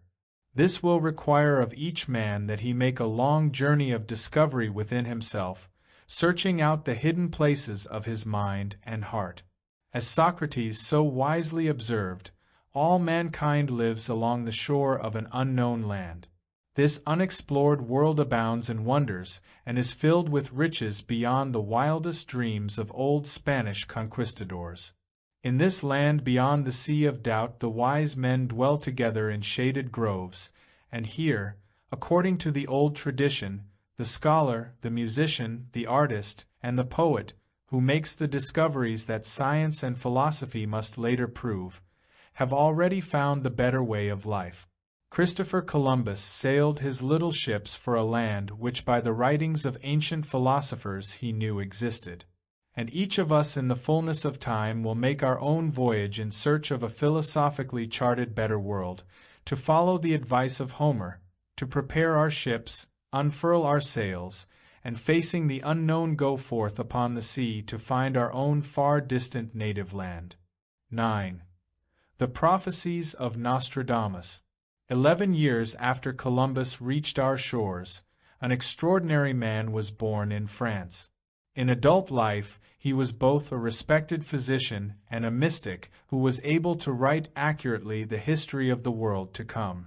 There was no indication at the time that in the Western Hemisphere would arise a great nation, but Dr. Michel Nostradamus saw a civilization established there that would observe, always on a Thursday, a day to express thanksgiving for freedom of religion, freedom of opportunity, and freedom of life. He prophesied that this nation would free itself from the bonds of the mother country, would greatly prosper, but would have to fight several wars, one with the Orient before becoming a great power in a pattern of world peace, with other nations looking to it for leadership. All that he foretold is precisely according to the Platonic tradition. Histories are generally written about the men who prominently influence the events that make history. Little is written, though it might be of greater interest, about those shadowy figures who seem always to stand behind the men who make history. Michel Nostradamus, seer of France, is among the most extraordinary of such men.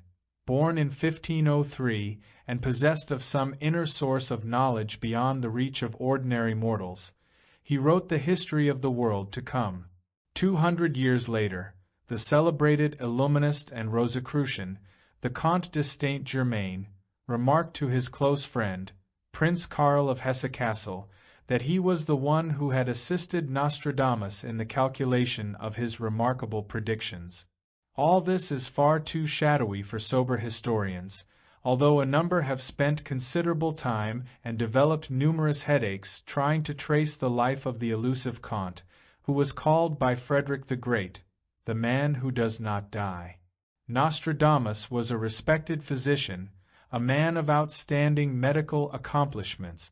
Few details of his life are available, but from the context of his manuscripts, his epistles to the King of France, and his letters to his own son, it is evident that he too belonged to the order of the Quest.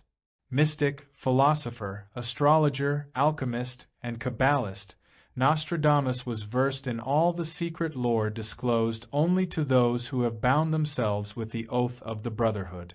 The prophecies of Nostradamus might have come entirely as revelations of the Spirit, but it is equally possible that in his quaint old doggerel verses he included part of the plan of things to come as already well set in the minds and purposes of his brother initiates. The first edition of the Prophecies of Nostradamus was published in 1660. At that time the Americas were still the happy hunting ground of Spanish adventurers. There was no indication that in the Western Hemisphere would arise a great nation. Yet Nostradamus writes at sufficient length of the future state of America to indicate an extraordinary knowledge. The old seer refers to this country under several names. He calls it the Hesperides, the Blessed Isles of the West. In another place he simply names it America, and his third designation of it is the land which keeps the Thursday. This last form is the most astonishing, for it refers to the unique American holiday, Thanksgiving, which always falls upon a Thursday, and this the only holiday which depends upon the day alone for its observance, and is peculiarly the American holiday which expresses thankfulness for freedom of religion, freedom of opportunity, and freedom of life. To summarize the opinions of Nostradamus concerning the future destiny of Western civilization is difficult, because of the involved idiom of the original text. But he points out clearly certain things that will happen. He saw that a great civilization would rise in the Western world. This civilization would free itself from the bonds to its mother country, and then assume a free place among the temporal powers. The new country would flourish and extend its domain across the entire continent. It would grow rich and powerful, he predicted, and live at peace with its sister, Canada. He said that America would have to fight several wars, including one with the Orient. This conflict he describes as an eagle flying against the rising sun, and in his day neither the eagle nor the rising sun had significance of the slightest importance in the symbolism of nations. Fulfilling its destiny, Nostradamus foretold that America would become a great power in a pattern of world peace and would be looked up to by other nations for leadership against the common evils of the time. In short, as Nostradamus foretells the story of the Blessed Isles, it is precisely according to the Platonic tradition, and we cannot but wonder if he was a party to that tradition and knew exactly whereof he spoke. Whether the 16th-century physician of France had his visions from within himself, or whether he merely wrote down what was given to him by another, we can never know. Conventional thinkers, doubting such prophetic powers, incline toward the second alternative, and that will leave them scarcely less comfortable of mind, for the existence of this secret brotherhood plan is then virtually admitted. Nostradamus is not the only prophet who sensed or knew the future of Western Empire. There was Dr. Ebenezer Sibley, who flourished in England about the close of the 18th century. It is reported that Sibley had a shrewish wife, and it was to escape her tongue that he retired to a garret of his house to ponder the mysteries of the universe, his meals being passed to him through a hole in the door. Dr. Sibley divided his time between an infallible elixir which, if dissolved in wine, would dissolve all human ills, and the writing of long books dealing with astrology, physiology, and anatomy. In his day, the American Republic was in its infancy, and brilliant politicians on the floor of the House of Commons were predicting that the rebellious colonies would soon be begging on bended knee to be restored to the British Commonwealth. Sibley, though a stout Britisher, expressed his regrets that he had to point out that, in one detail at least, an astrologer in his garret would prove wiser than the best politicians in Europe, for sad to relate, the American colonies would not come home, the stars decreed otherwise. Not only would they remain outside the fold, he said, but they would grow rich and powerful. Extending themselves across their continent, Americans would build great cities and develop world trade and industry. And one day, horrible thought, they would be stronger than the mother country, and this was the truth that must be spoken, if only through a hole in a garret door. It should be remembered that among the ancients, astrology was one of the sciences of government. The prognostic aspect of the subject was not the main interest in the minds of such men as Pythagoras and Plato. These philosophers saw in the motion of the heavenly bodies and the order of the cosmos a great pattern of natural laws. The universe was a celestial empire populated with planets, and suns, and moons, in a heavenly arrangement which was a clue to the proper distribution of human affairs. The state, they advocated, should be patterned after the cosmos. Governments of men should be in harmony with the larger government of the world. Many old astrological books indicate clearly that planetary symbols were used to represent the elements of a political system, and that the astrologers themselves were part of the order of the quest. Beneath the cloak of professional astrologers, they were counselors advising kings and princes to establish better laws and rule their peoples more wisely. Nostradamus was consulted by 3 kings. Europe's most powerful queen, Catherine de' Medici, also consulted him on numerous occasions. His advice was always temperate and directed toward the public good. His scholarship gave a perspective on political problems that was beyond the scope of the professions of statescraft. All the petty princes of Europe in medieval times had their Merlins, wise old men who in many instances were the actual rulers of the state. It is obvious that if these counselors were bound together by some common purpose, their collective power would be considerable. And they were bound together, in the secret society of unknown philosophers, moving the crowns of Europe as on a mighty chess board. Men of this caliber bring about the mutations of empire. It is the general opinion that revolutions begin with the common people, but this is not true. The benevolently informed always guide and direct public opinion. Through the centuries, the prophecies of Nostradamus have continued to exercise a powerful force on the political destiny of the world. They have been translated into most of the languages of Europe. They were frequently quoted and reprinted during the period of the First World War, and in the Second World War both the Axis and the Allied powers have quoted Nostradamus variously to serve their purposes. It is in the larger picture of the world's future that Nostradamus indicates the coming of the Great League, or Assembly of World Powers. This league is to be the only human hope of peace, the only solution to a competition between nations. The formation of this league begins the new life of the human race, will allow the human being at last to emerge into the estate for which he was fashioned. Barbarism ends with the beginning of world civilization. To be civilized, according to Cicero, is to reach that state of personal and collective behavior in which men can live together harmoniously and constructively, united for the betterment of all. By this definition, we have never been civilized. We have existed in a state of cultured savagery. The promise of Nostradamus is especially meaningful in these difficult years, for he assures us that the commonwealth of nations is to become a reality. The men who through the centuries have envisioned utopia belong to ages yet unborn, when the principles of natural philosophy will be applied to the problems of government and social dilemmas will be examined for solutions which are now termed impractical. 10. The design of utopias. Sir Thomas More wrote a fable, about 400 years ago, to set forth the social state of man in a philosophic commonwealth, but so completely has the world missed the entire point that the very word utopia is even today a synonym for optimistic but impractical ideals of reform.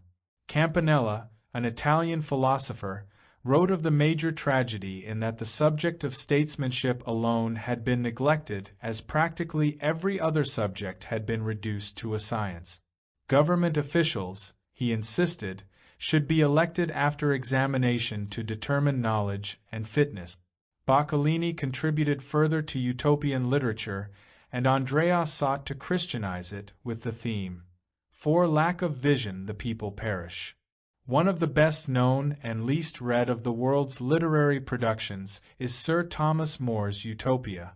It was composed by a man who had suffered greatly from the political corruption of his day, 1478 to 1535. Having held high office, More was well acquainted with those machinations commonly called conspiracies of the state. More should properly be regarded as a Platonist, too, for the entire framework for the Utopia is borrowed from Plato's Republic, and the book is permeated throughout with Platonic ideology concerning the ideal state.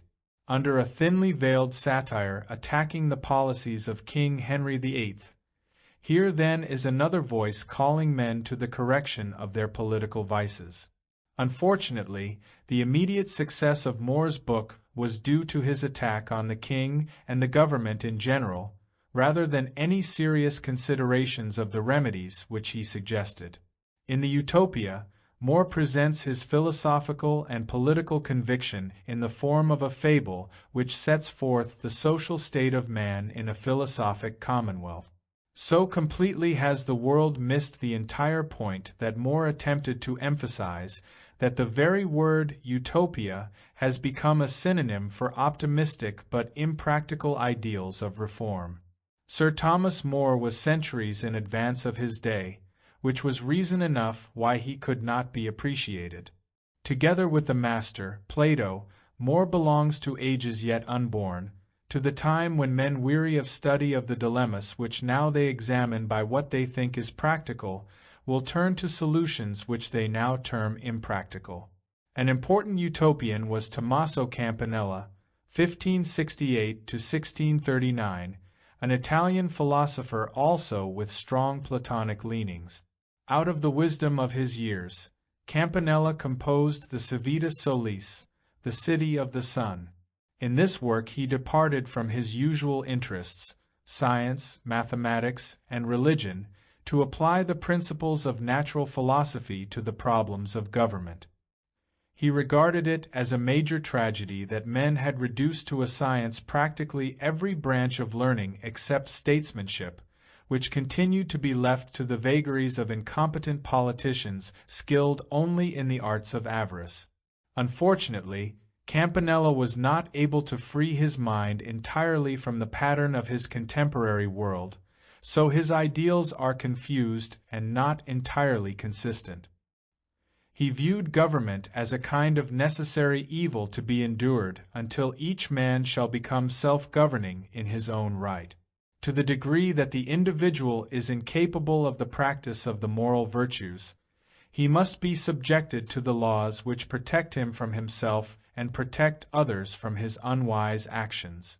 The principal purpose of life, then, is to release oneself from the domination of government by the perfection of personal character. Campanella envisioned the perfect state as a kind of communistic commonwealth in which men shared all the properties of the state, receiving more or less according to the merit of each one's action. His theory that the state should control propagation is a little difficult in application, but his advice that all men should receive military training as part of their education would meet present favor. Government officials, he insisted, should be elected by an examination to determine knowledge and fitness, and promotion should be by merit alone and without political interference.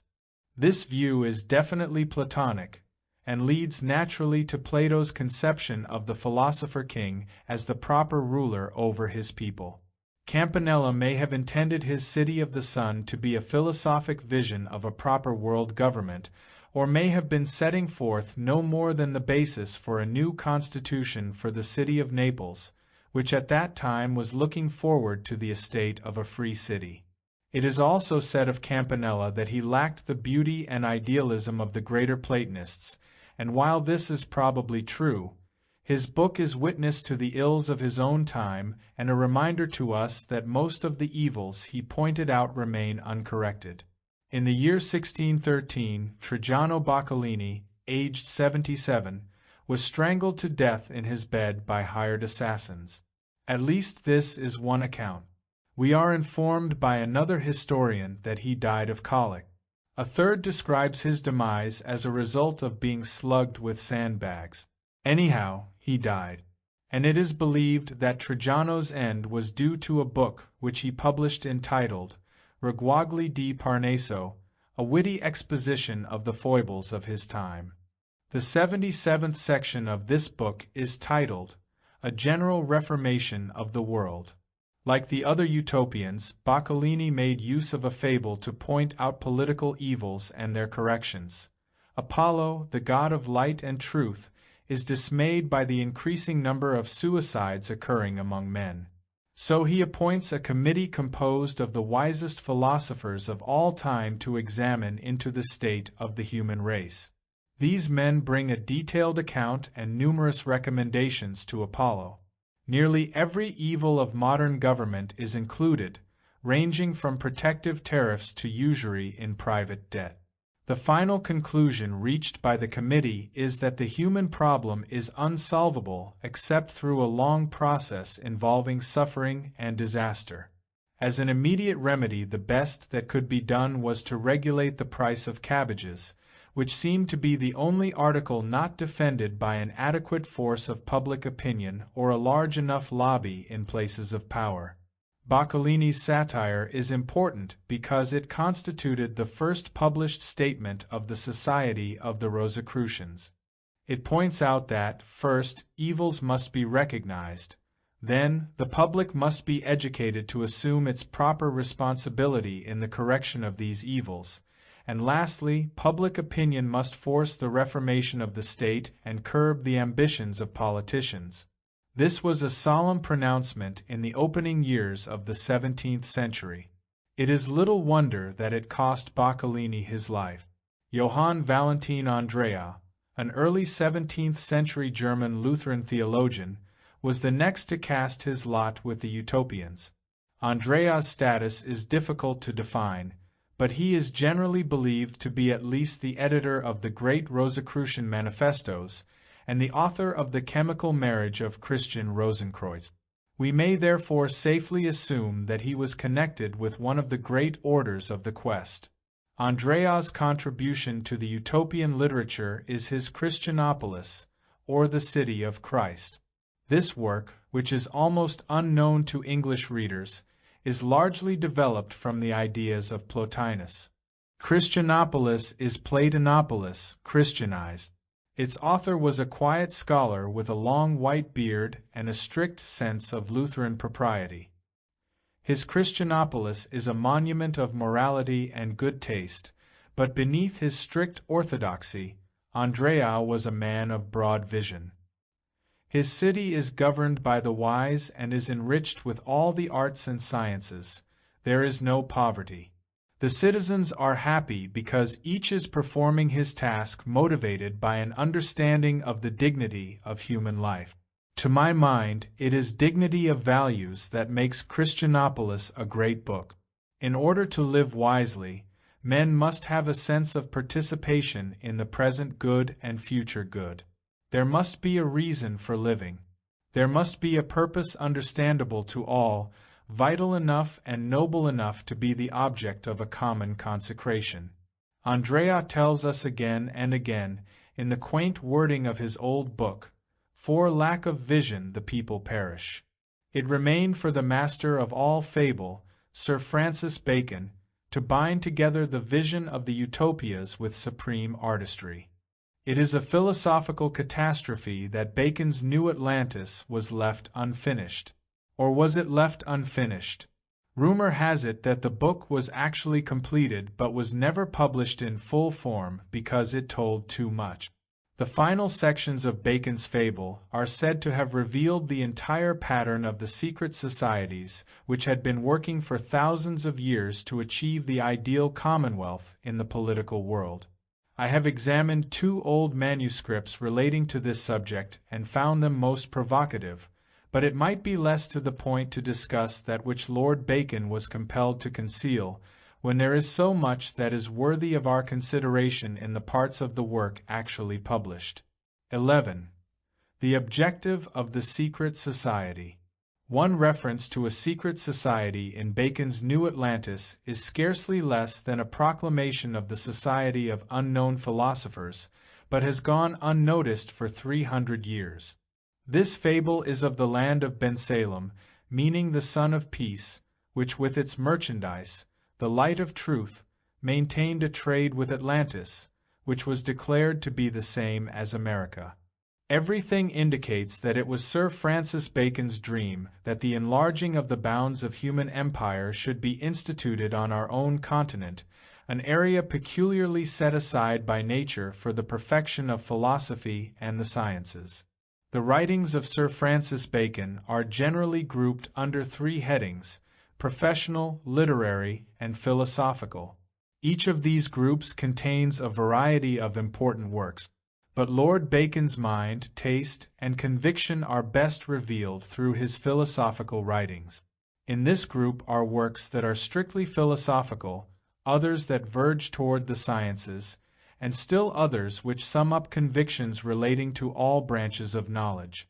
Possibly the most remarkable of Lord Bacon's ethical contributions is the fragment called the New Atlantis, which forms a kind of gloss upon his principal philosophical production, the Instauratio Magna. To Bacon, the greater part of learning was the application of knowledge to the necessities of the human state. It was only natural that he should envision the results should his inductive system be given universal application. The New Atlantis was first published in 1627 as a kind of appendix to the Silva Silvarum, a natural history in 10 centuries. On the title page is a curious design.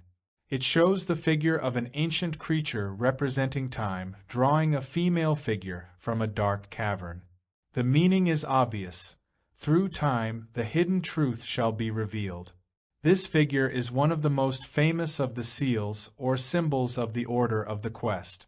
Contained within it is the whole promise of the resurrection of man and the restitution of the divine theology. The New Atlantis was not published during the recorded lifetime of Lord Bacon. It was issued the year following his death by his lordship's chaplain, William Raleigh. This man was Bacon's close friend and familiar over a period of many years, and most of Bacon's papers were entrusted to Raleigh's care. In his admiration for Bacon's personal character and philosophical powers, he left the expressed wish to be buried at his master's feet, and his wish was fulfilled. Raleigh writes in his introduction to Bacon's The New Atlantis, "This fable my lord devised, to the end that he might exhibit therein a model or description of a college, instituted for the interpreting of nature, and the producing of great and marvelous works, for the benefit of men, under the name of Solomon's House, or the College of the 6 Days' Work." The College of the 6 Days' Work is, of course, a thinly veiled reference to the perfection of nature through art. The 6 days are the days of creation by which the natural world was brought into existence, according to the account given in Genesis. As God created the universe in 6 symbolic days, so man by art, that is, philosophy, must create the condition of his own perfection by means of 6 philosophical steps. The college is the secret school, the wise man's house, wherein are taught all arts and sciences, and not according to a materialistic interpretation, but according to a divine understanding of causes. Raleigh stated that it had been his lordship's intention to complete the fable of the New Atlantis with a second part, to contain the laws of the ideal state, or commonwealth of the wise. Since it was Bacon's custom to prepare numerous drafts of his writings in the process of perfecting them, it is probable that the second part existed at least in outline, but Raleigh would not have felt it proper to publish the part which his lordship had not perfected in literary form. It is well known among the secret societies of Europe that the second part of the New Atlantis exists.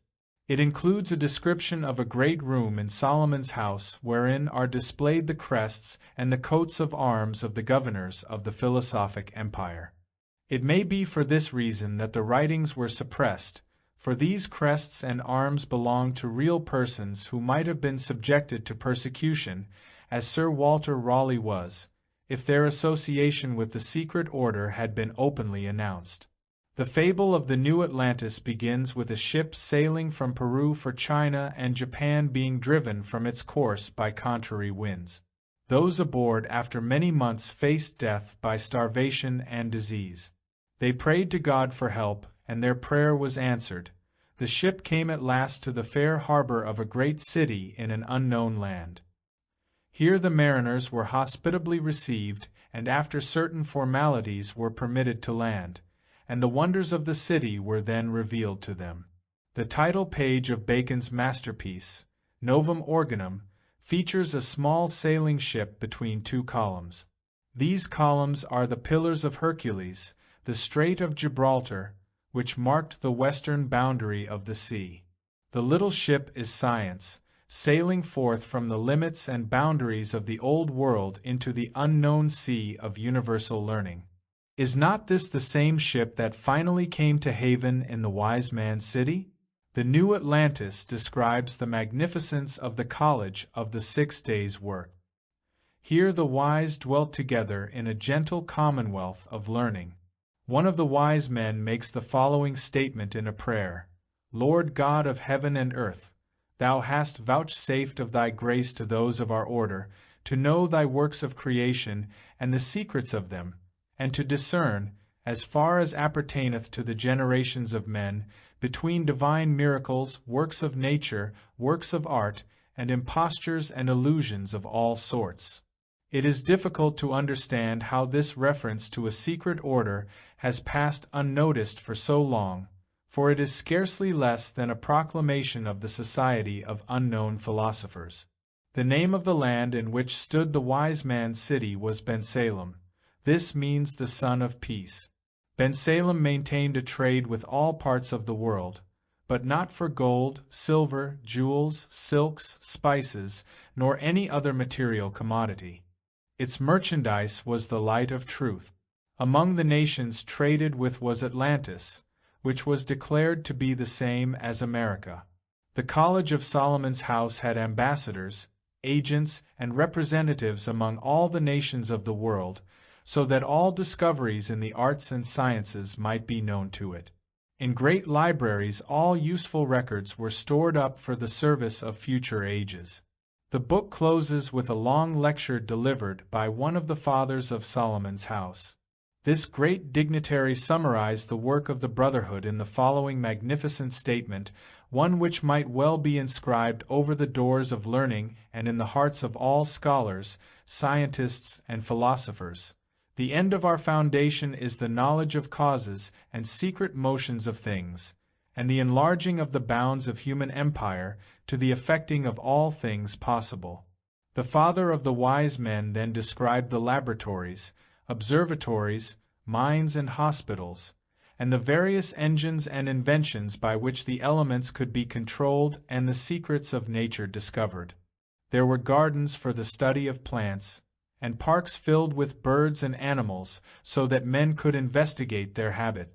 Even reptiles, insects, and fishes were considered and their uses classified.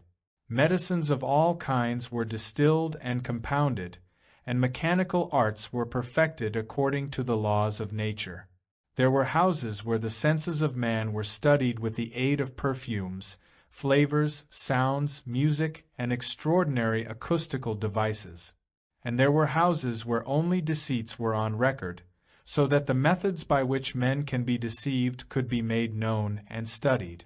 In the philosophical city all men were employed according to their tastes and ability, and each contributed in his own way to the sum of useful knowledge.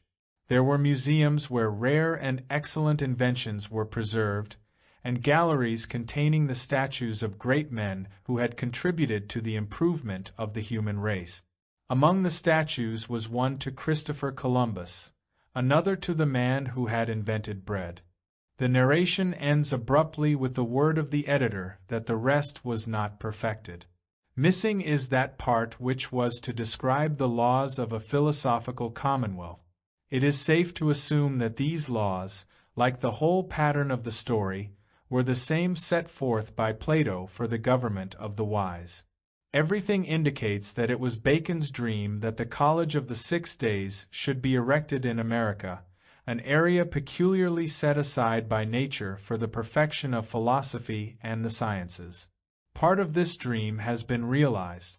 In this land are the greatest laboratories, observatories, and institutions of research that the world has ever known.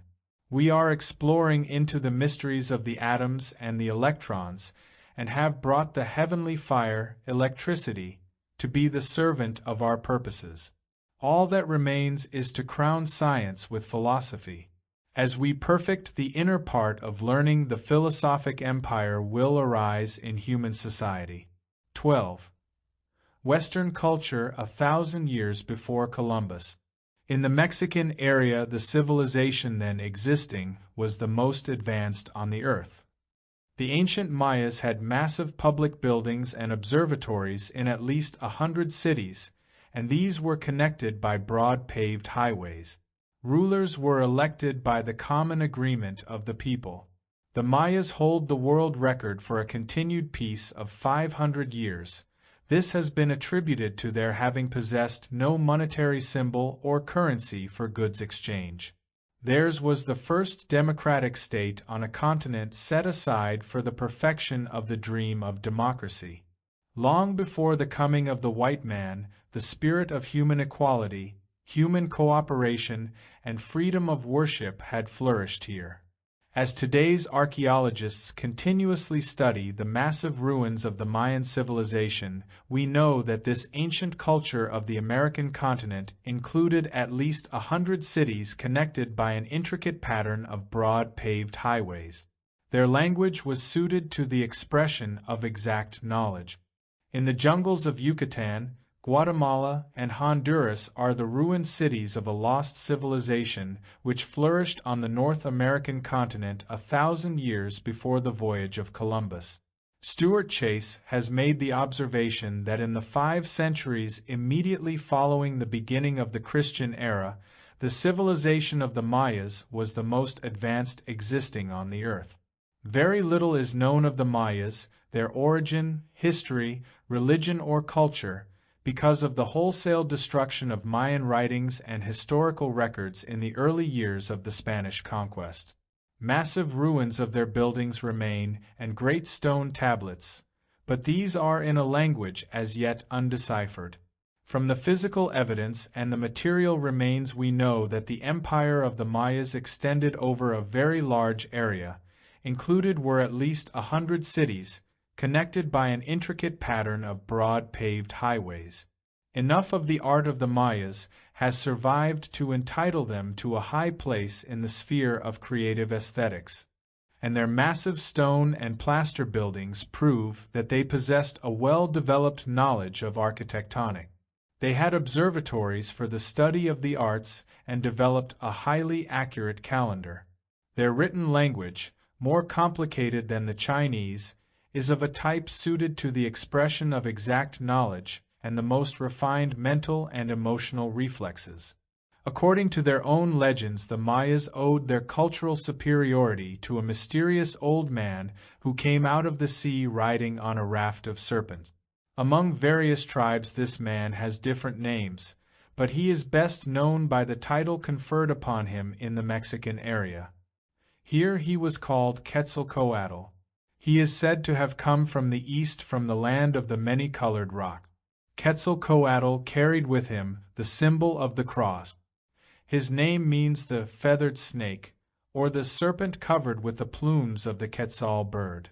The feathered snake taught the people of Central America all of the useful arts and raised them from a primitive state to one of an excellent civilization. He instructed them in agriculture, architecture, medicine, science, language, religion, and statesmanship. Having accomplished the civilization of the Indian tribes, he ruled over them for a time as a benevolent priest-king. Then he returned to the shore of the sea, called to his raft of serpents, and then floated away to the east, with the promise to return at a distant day to rule over his nation.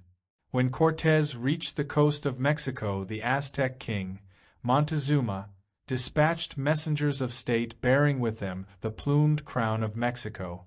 The trusting Aztec thought that Cortés was Quetzalcoatl returned, and was ready immediately to surrender the throne. The Mayan Empire was the highest civilization to be developed in the Americas. Also, it was the first great democratic state on a continent curiously set aside for the perfection of the dream of democracy. So far as we know, the rulers of the Mayas were not hereditary, but were elected for life by the common agreement of the people. They seem to have governed wisely and to have fulfilled the classical requirements of priest-kings. The priesthood itself was powerful but benevolent, given to learning, and a patron of the arts and sciences. The religion consisted of a monotheism, that is, the worship of one supreme principle abiding in the sun. Next to deity, peculiar veneration was given to the feathered snake, who was regarded as a kind of Messiah, who suffered, died, and arose again. The legend of Quetzalcoatl was thus in parallel with the myth of the dying god, very much as in Egypt, Chaldea, Greece, and as expressed by the early Christian Church. The Mayas were not a warlike people, and there is no support for popular belief that they were by nature cruel or barbaric. On the altars of their gods they offered only flowers and fruit, and it was not until the decline of the empire and its domination by less advanced tribes that human sacrifice was practiced, and then only on the rarest occasions. It is believed that the Mayas hold the world record for continued peace. They flourished as a great powerful nation for 500 years without war with other tribes or internal strife. The high civilization attained by the Mayas was due primarily to the laws given them by Quetzalcoatl. So long as they obeyed these laws, they continued to prosper. Unfortunately, we have no complete record of their legal codes, but we do know a few of the outstanding principles which lay at the root of their state.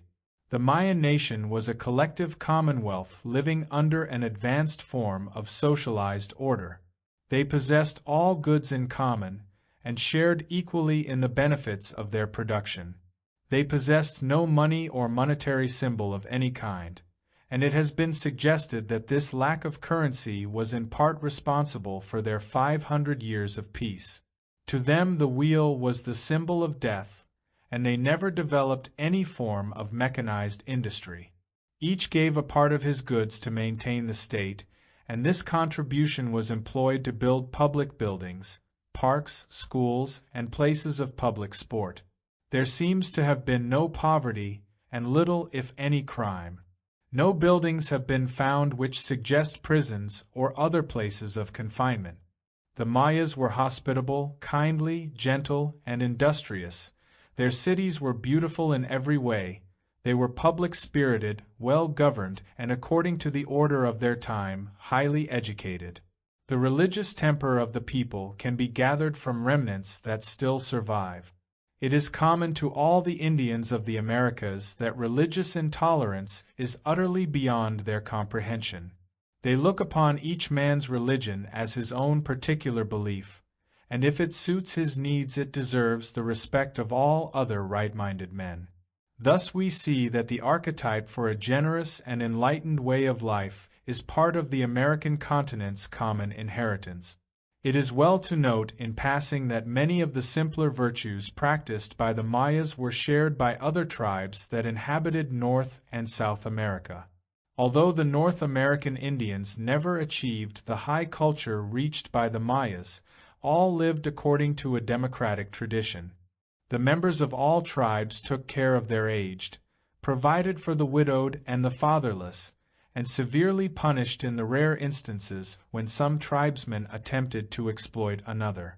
Tribal government was invested in a council of the older and the wiser, and all matters relating to the common good were submitted to them for arbitration and solution.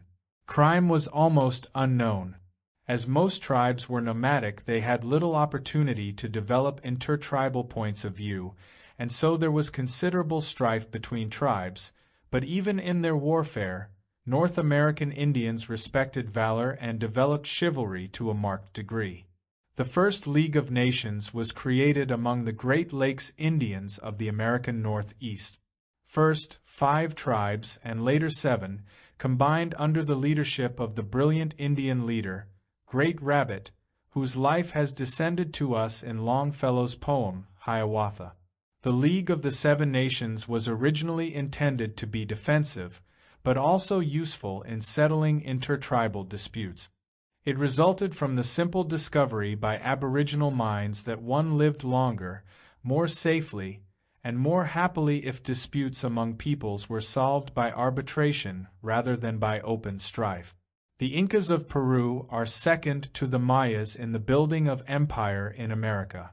Inca communities were also cooperative, and many of these villages still survive in the distant and less accessible highlands of the Andes.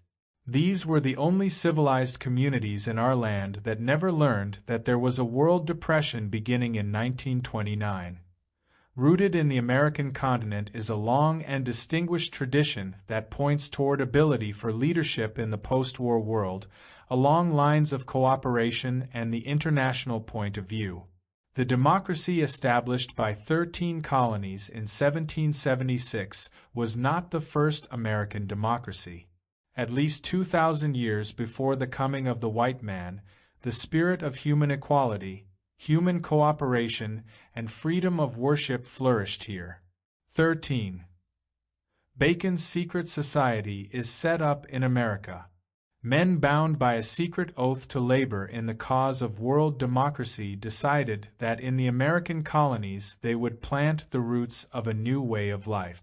Brotherhoods were established to meet secretly, and they quietly and industriously conditioned America to its destiny for leadership in a free world. Benjamin Franklin exercised an enormous psychological influence in colonial politics as the appointed spokesman of the unknown philosophers. He did not make laws, but his words became law. Colonization of the Western Hemisphere was largely motivated in the desire to pillage the fabulous treasures of the New World. The explorers, led on by legends of hoards of gold and silver, and palaces encrusted with jewels, formed expeditions often financed from their own purses but sometimes subsidized by the state. The Spanish were the most successful in their quest for riches. The majority of the other adventurers profited little and suffered much, and it soon became apparent that only by sober colonization was any sizable reward to be gained in the New World. For the promulgation of the Christian faith, the Western Hemisphere offered virgin territory. With the conquistadores came priests, eager to convert pagan tribes and nations to the faith of the Old World.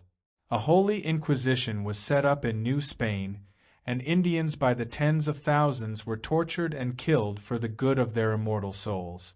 It was due to the zeal of the priests that the libraries of the Mayans were burned and their historical records destroyed.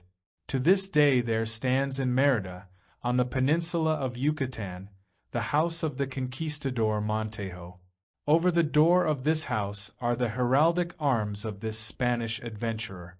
The shield and crest are upheld by Spanish soldiers standing on the heads of tortured and enslaved Mayan Indians.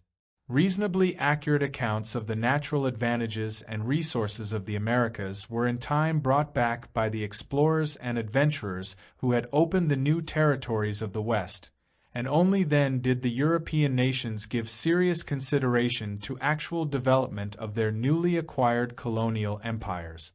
The French, the Dutch, and the English entered upon programs of establishing permanent settlements along the Atlantic seaboard. The English program was under the direction of Sir Francis Bacon, and it was his genius that gave purpose to the enterprise. Bacon quickly realized that here in the New World was the proper environment for the accomplishment of his great dream, the establishment of the philosophic empire. It must be remembered that Bacon did not play a lone hand. He was the head of a secret society, including in its membership the most brilliant intellectuals of his day. All these men were bound together by a common oath to labor in the cause of a world democracy. Bacon's Society of the Unknown Philosophers included men of high rank and broad influence. Together with Bacon, they devised the colonization scheme. Word was passed about through secret channels that here in the Western Hemisphere was the promised land of the future. Here men of right purpose could build a new way of life, free from the religious intolerance and political despotism that held Europe in its clutches. The history books tell us that the colonists made the long and dangerous journey in small ships in order to find a place where they could worship God, each according to the dictates of his own conscience. There is, however, much more to the story than our historians have dared to suggest. Among the colonizers were some who belonged to the Order of the Quest, but it was not long before religious strife broke out in the colonies, for men do not change their natures merely by changing their place of habitation. Much of the intolerance of the Old World came over to plague the beginnings of the new civilization. It was not easy to preserve high principles in pioneering a country. A lot had to be done before the philosophic empire could emerge out of the simple struggle for existence. And much has yet to be accomplished. We are still pioneering in the sphere of right thinking and right living. Bacon's secret society was set up in America before the middle of the 17th century. Bacon himself had given up all hope of bringing his dream to fruition in his own country, and he concentrated his attention upon rooting it in the New World. He made sure that the American colonists were thoroughly indoctrinated with the principles of religious tolerance, political democracy, and social equality. Through carefully appointed representatives, the machinery of democracy was set up at least 100 years before the period of the Revolutionary War. Bacon's secret society membership was not limited to England.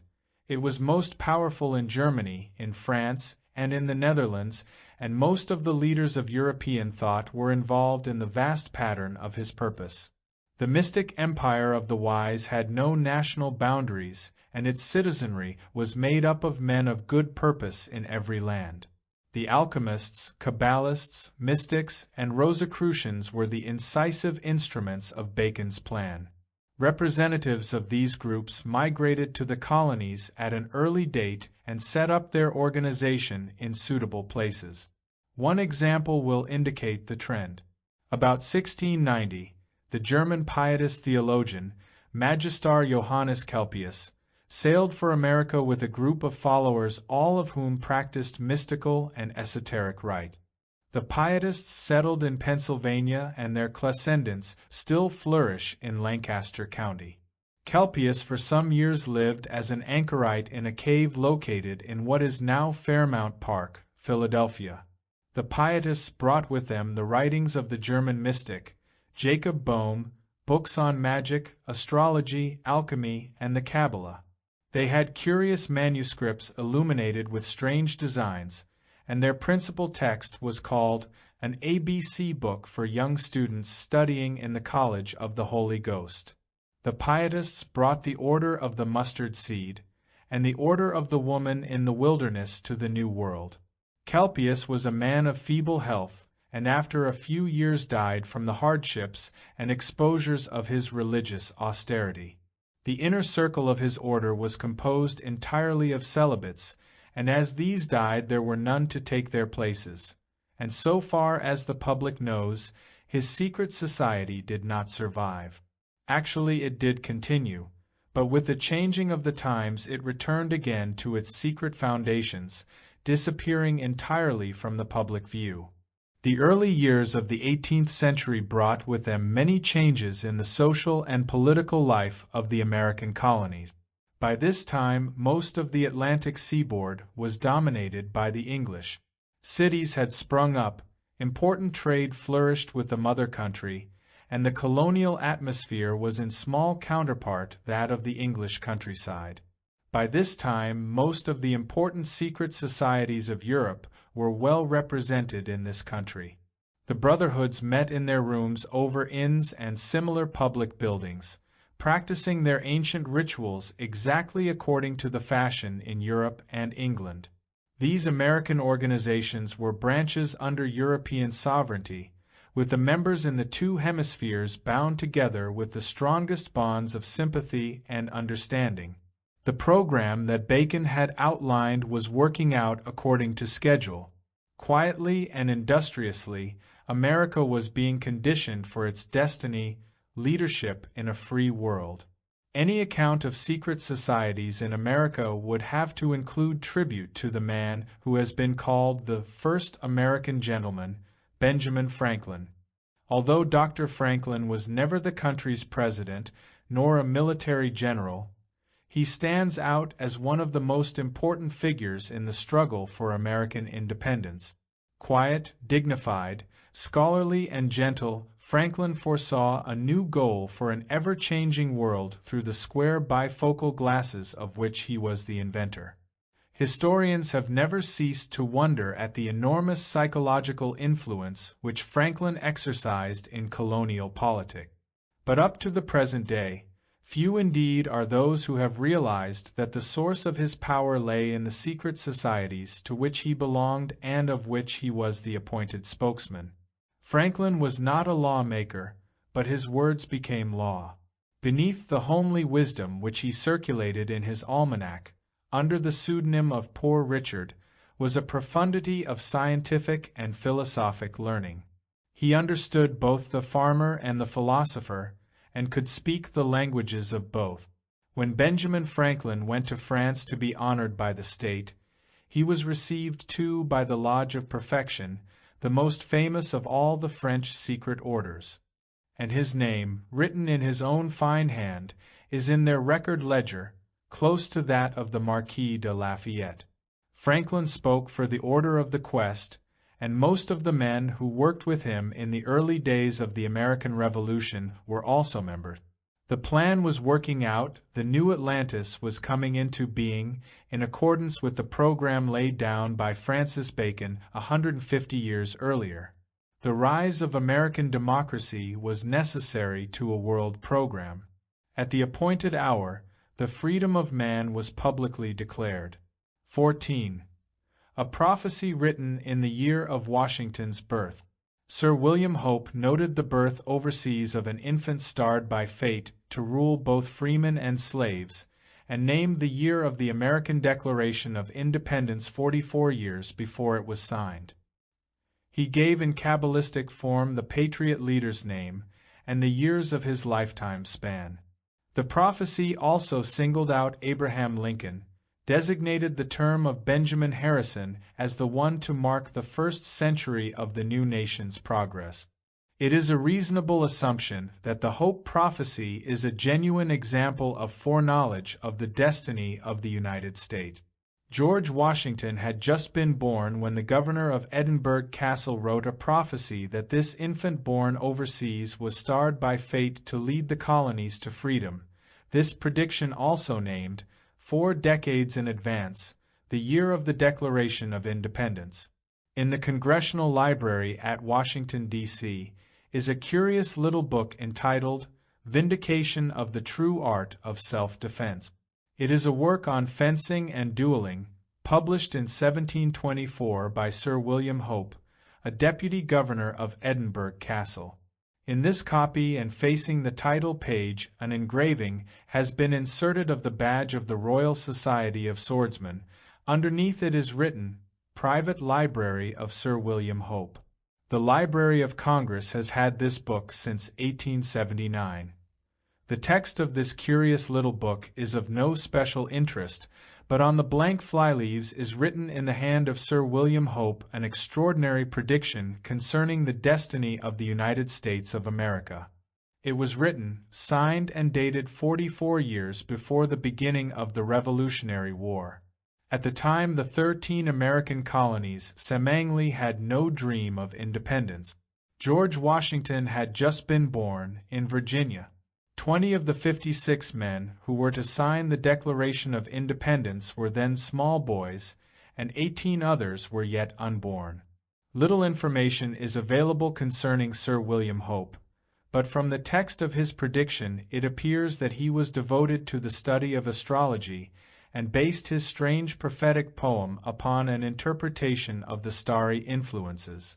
There is also a hint of the Kabbalah in the manner used by Hope to indicate the men referred to in his prediction.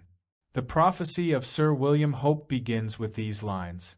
It is Chaldee says his fate is great whose stars do bear him fortunate. Of thy near fate, America, I read in stars a prophecy. 14 divided, 12 the same, 16 in halves, each holds a name. 4, 8, 7, 6, added 10. The lifelines mark of 4 men. From the text, the prophecy covers the period from 1732 to 1901. From the history of our country during this period of time, Hope selected 4 men, and the numbers which he used to indicate them are shown as the prophecy unfolds. He summarizes the lives of these 4 men by totaling the number of years that each lived.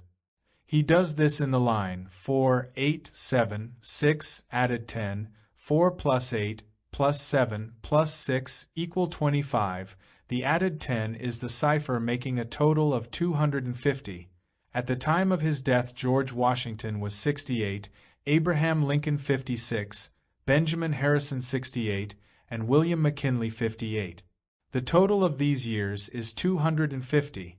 The next 12 lines are devoted to a description of George Washington and the struggle of the American colonies for independence. This day is cradled, far beyond the sea, one starred by fate to rule both bond and free. The prophecy is dated 1732, and in that year George Washington was born beyond the sea, in Virginia. The reference to bond and free is believed to indicate that slavery would exist during Washington's time in the colony of Virginia. Add 4, thus fix the destined day when servile knees unbend 'neath freedom's sway. By 4 we can read 44, which if added to the date 1732 gives 1776, the year of the American Declaration of Independence. Place 6, 4, 10. Then read the patriot's name, whose deeds shall link him to a deathless fame. Add 4, thus fix the destined day. There are 6 letters in the name George, and 10 in Washington, and this Kabbalah, when added to the previous and subsequent descriptions, can leave no doubt as to the man intended in the prophecy, whose growing love and ceaseless trust wrong none and catch truth's colors from its glowing sun. Death's door shall clang while yet his century waits. His planets point the way to others' pending fates. These lines contain not only a glowing tribute but an exact bit of prophecy. Washington died on December 14, 1799, just 17 days before his century passed into history. Till all the names on freedom's scroll shall fade, 2 tombs be built, his lofty cenotaph be made. Freedom's scroll is the Declaration of Independence, which is now carefully preserved under yellow cellophane because the signatures have begun to fade. The body of George Washington has rested in 2 tombs, and his lofty cenotaph, the Washington Monument, is 555 feet high, the tallest memorial ever constructed to the memory of a man. Full 6 times 10 the years must onward glide, nature their potent help, a constant, prudent guide. If 6 times 10 years, or 60 years, be added to the date of the death of Washington, the result is 1859, when John Brown raided Harper's Ferry and was hanged for attempting to incite a slave revolt, a circumstance leading directly to the United States of America engaging in the Great Civil War to preserve the freedom of all of its people. Then fateful 747 shall sign heroic sun, whom Mars and Jupiter strike down before his work is done. When cruel fate shall pierce, though artless of its sword, who leaves life's gloomy stage without one farewell word. A softly beaming star, half veiled by Mars' red cloud virtue, his noblest cloak, shall form a fitting shroud. There are 7 letters in Abraham and 7 letters in Lincoln. He is the heroic son, elected to the presidency in 1860, re-elected in 1864, and assassinated April 14, 1865. He was indeed struck down before his work was done, for slavery was not abolished by constitutional amendment until the end of that year, and the Civil War was not proclaimed to be at an end until August 20, 1866. The reference to life's gloomy stage is the more extraordinary because Lincoln was assassinated at Ford's Theater while watching a play, and he never spoke again after the assassin's bullet struck him, although he lived for several hours. References to President Benjamin Harrison are contained in the 2 following lines. Then 848 a later generation rules, with light undimmed and shed in progress school. There are 8 letters in Benjamin and 8 in Harrison. He ruled in a later generation, 1889 to 1893. His administration was justly climaxed by the Great Columbian Exposition at Chicago in 1893. Here, invention, transportation, industry, art, science, and agriculture exhibited the progress which they had made in the first century of American national existence. This is probably the progress school referred to in the prediction. Harrison's administration was not dimmed by war or by any scandals in high office.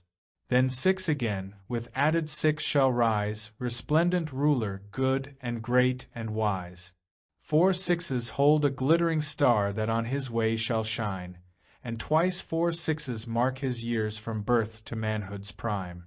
While the verses accurately describe President McKinley, this is the only instance in which the numbers do not appear to fit the name. Research, however, indicates that the original form of the family name would permit it to be divided, thus Willem C. Kinley, which means Will, the son of Kinley. In this form, each of the combinations would contain 6 letters. 4 6s, or 24, agrees with President McKinley being the 24th man to hold the presidential office, and twice 4 6s, or 48, was the age of McKinley at the time he was elected governor of his native state, which might be said to be his manhood's prime. There is no reference to McKinley's second term or his assassination, but the prophecy definitely states that it goes no farther than the end of the 79th century. It does indicate earlier, however, that McKinley's life was to be 58 years, which was correct. The prophecy ends with 4 more lines. These truths prophetic shall completion see ere time's deep grave receives the 19th century. All planets, stars, 12 signs and horoscope attest these certain truths foretold by William Hope. Following this is the statement that the prophecy was writ at Cornhill, London, 1732. At the bottom of the page are 4 other lines written by some later member of the Hope family as a tribute to the memory of Sir William Hope. The learned hand that writ these lines no more shall pen for me, yet voice shall speak and pulses beat for long posterity. This soul refined through love of kind bewailed life's labors spent, then found this truth, his search from youth, greatness is God's accident. James Hope. As is usual with material of this kind, efforts have been made to prove the Hope prophecy to be a forgery, but up to the present time no tangible evidence has been advanced to disprove the prediction. Always in these matters, the critic takes the attitude that such predictions cannot be made, and if a writing appears to be authentic, then it must be imposture.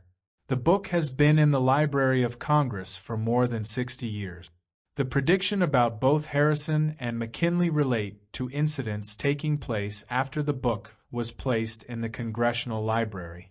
In facsimile, one of the 2 pages of the original prophecy is illustrated here. Both have every appearance of being genuine and authentic.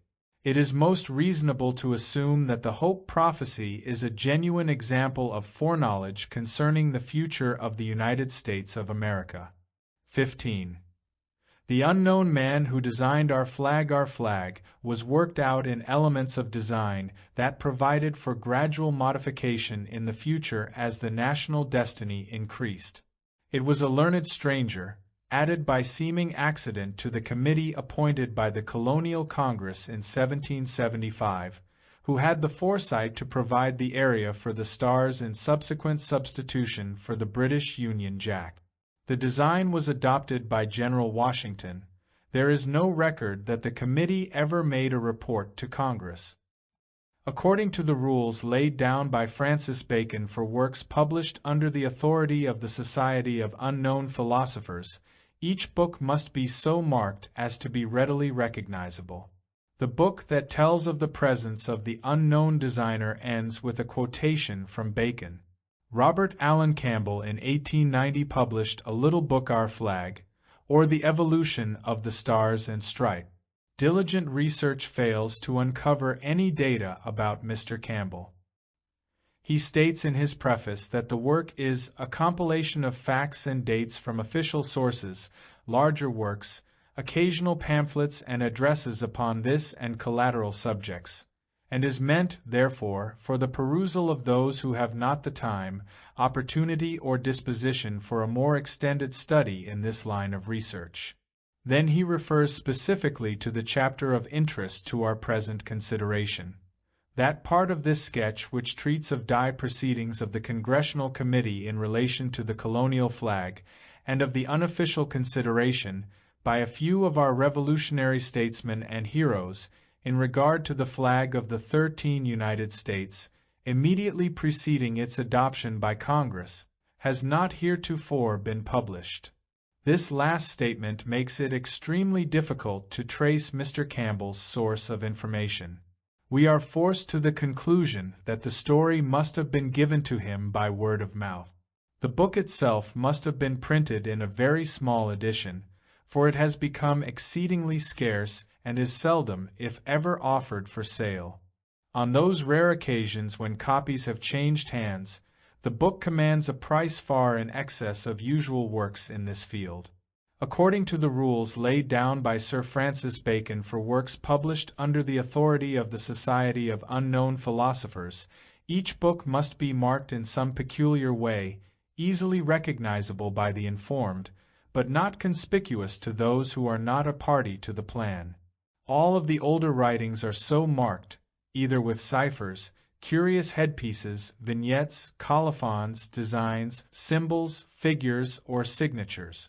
It is possible that the book, Our Flag, carries such a signature, for it ends with the following quotation: out of monuments, names, words, proverbs, private records and evidences, fragments of stories, passages in books, and the like, we save and recover somewhat from the deluge of time. Bacon. One thing is certain, Robert Allen Campbell has concluded his treatise with a curiously meaningful passage from the writings of the man responsible for the broad program of colonization in the Western world that made possible the creation of the United States of America. The selection of Bacon's words to conclude the book may be accident, and it may be intent, but in the light of the text and the air of mystery which covers the history of the writing and the life of the author, it appears more than possible that intent is the answer. Chapter 2 of Our Flag is entitled, The Colonial Flag. This in substance is what it says.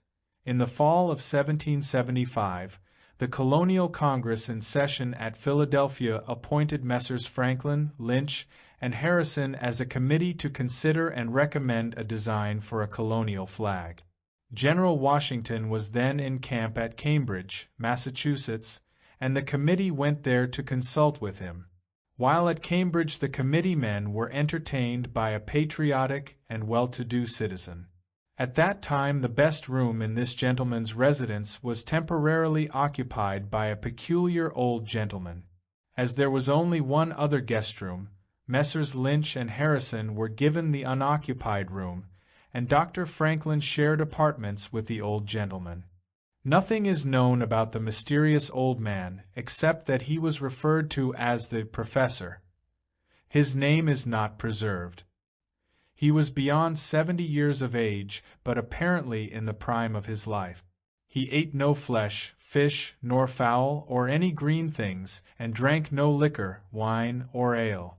His diet consisted of cereals, well-ripened fruit, nuts, tea, and such sweets as honey and molasses. He was well educated, highly cultured, of extensive as well as varied information, and very studious. He spent most of his time pondering over rare books and ancient manuscripts, which he seemed to be deciphering, translating, or rewriting. These he kept carefully locked up in a heavy iron-bound chest, and never showed them to any person. He was liberal but in no ways lavish with his money, but was well supplied with all that he needed. The professor was a staunch advocate of democracy, and his favorite statement was, "We demand no more than our just due. We will accept and be satisfied with nothing less than we demand." On the eve of their arrival, December 13th, the committee men dined with their host and hostess, also General Washington and the professor. The professor was introduced to the visitors without his name being given, and his ease, grace, and dignity during the introduction is especially noted. When Benjamin Franklin was presented, he stepped forward and extended his hand, which the professor heartily accepted. As their eyes met, there was an instantaneous, a very apparent, and a mutually gratified recognition. After dinner, Washington and the committee men exchanged a few words in undertone, and then Dr. Franklin arose, saying, in substance, "As the chairman of this committee, speaking for my associates, and with their consent, and with the approval of General Washington, I respectfully invite the professor to meet with the committee as one of its members, and we, each one, personally and urgently, request him to accept the responsibility and to give us, and the American colonies, the benefit of his presence and his counsel." After graciously accepting the invitation, the professor made his first recommendation. He pointed out that the committee now consisted of 6 persons, General Washington and the host being honorary members. 6 was not an auspicious number, and as none of the members could be spared, let the hostess be included so that the number could be increased to 7. This suggestion was unanimously accepted, and the hostess became the secretary of the committee. The committee met the following evening in the professor's room. General Washington opened the proceedings by asking Dr. Franklin for his recommendations. Franklin replied by requesting that the entire committee listen to the words of his new-found and abundantly honored friend, the professor, who had definite suggestions to make. After a preamble, the professor made the following extraordinary remarks.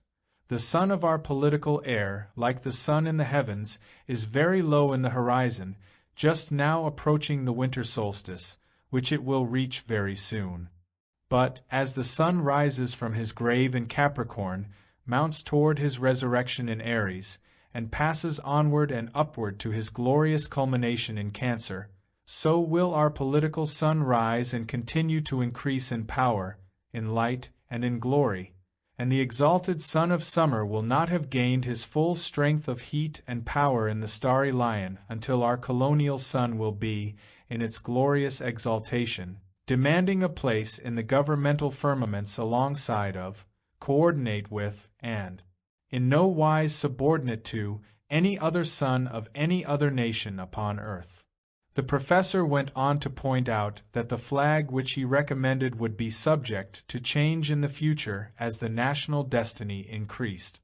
This change, however, should not require a complete redesigning but a process of gradual modification, to make it announce and represent the new nation which is already gestating in the womb of time, and which will come to birth, and that not prematurely, but fully developed and ready for the change into independent life, before the sun in its next summer's strength ripens our next harvest.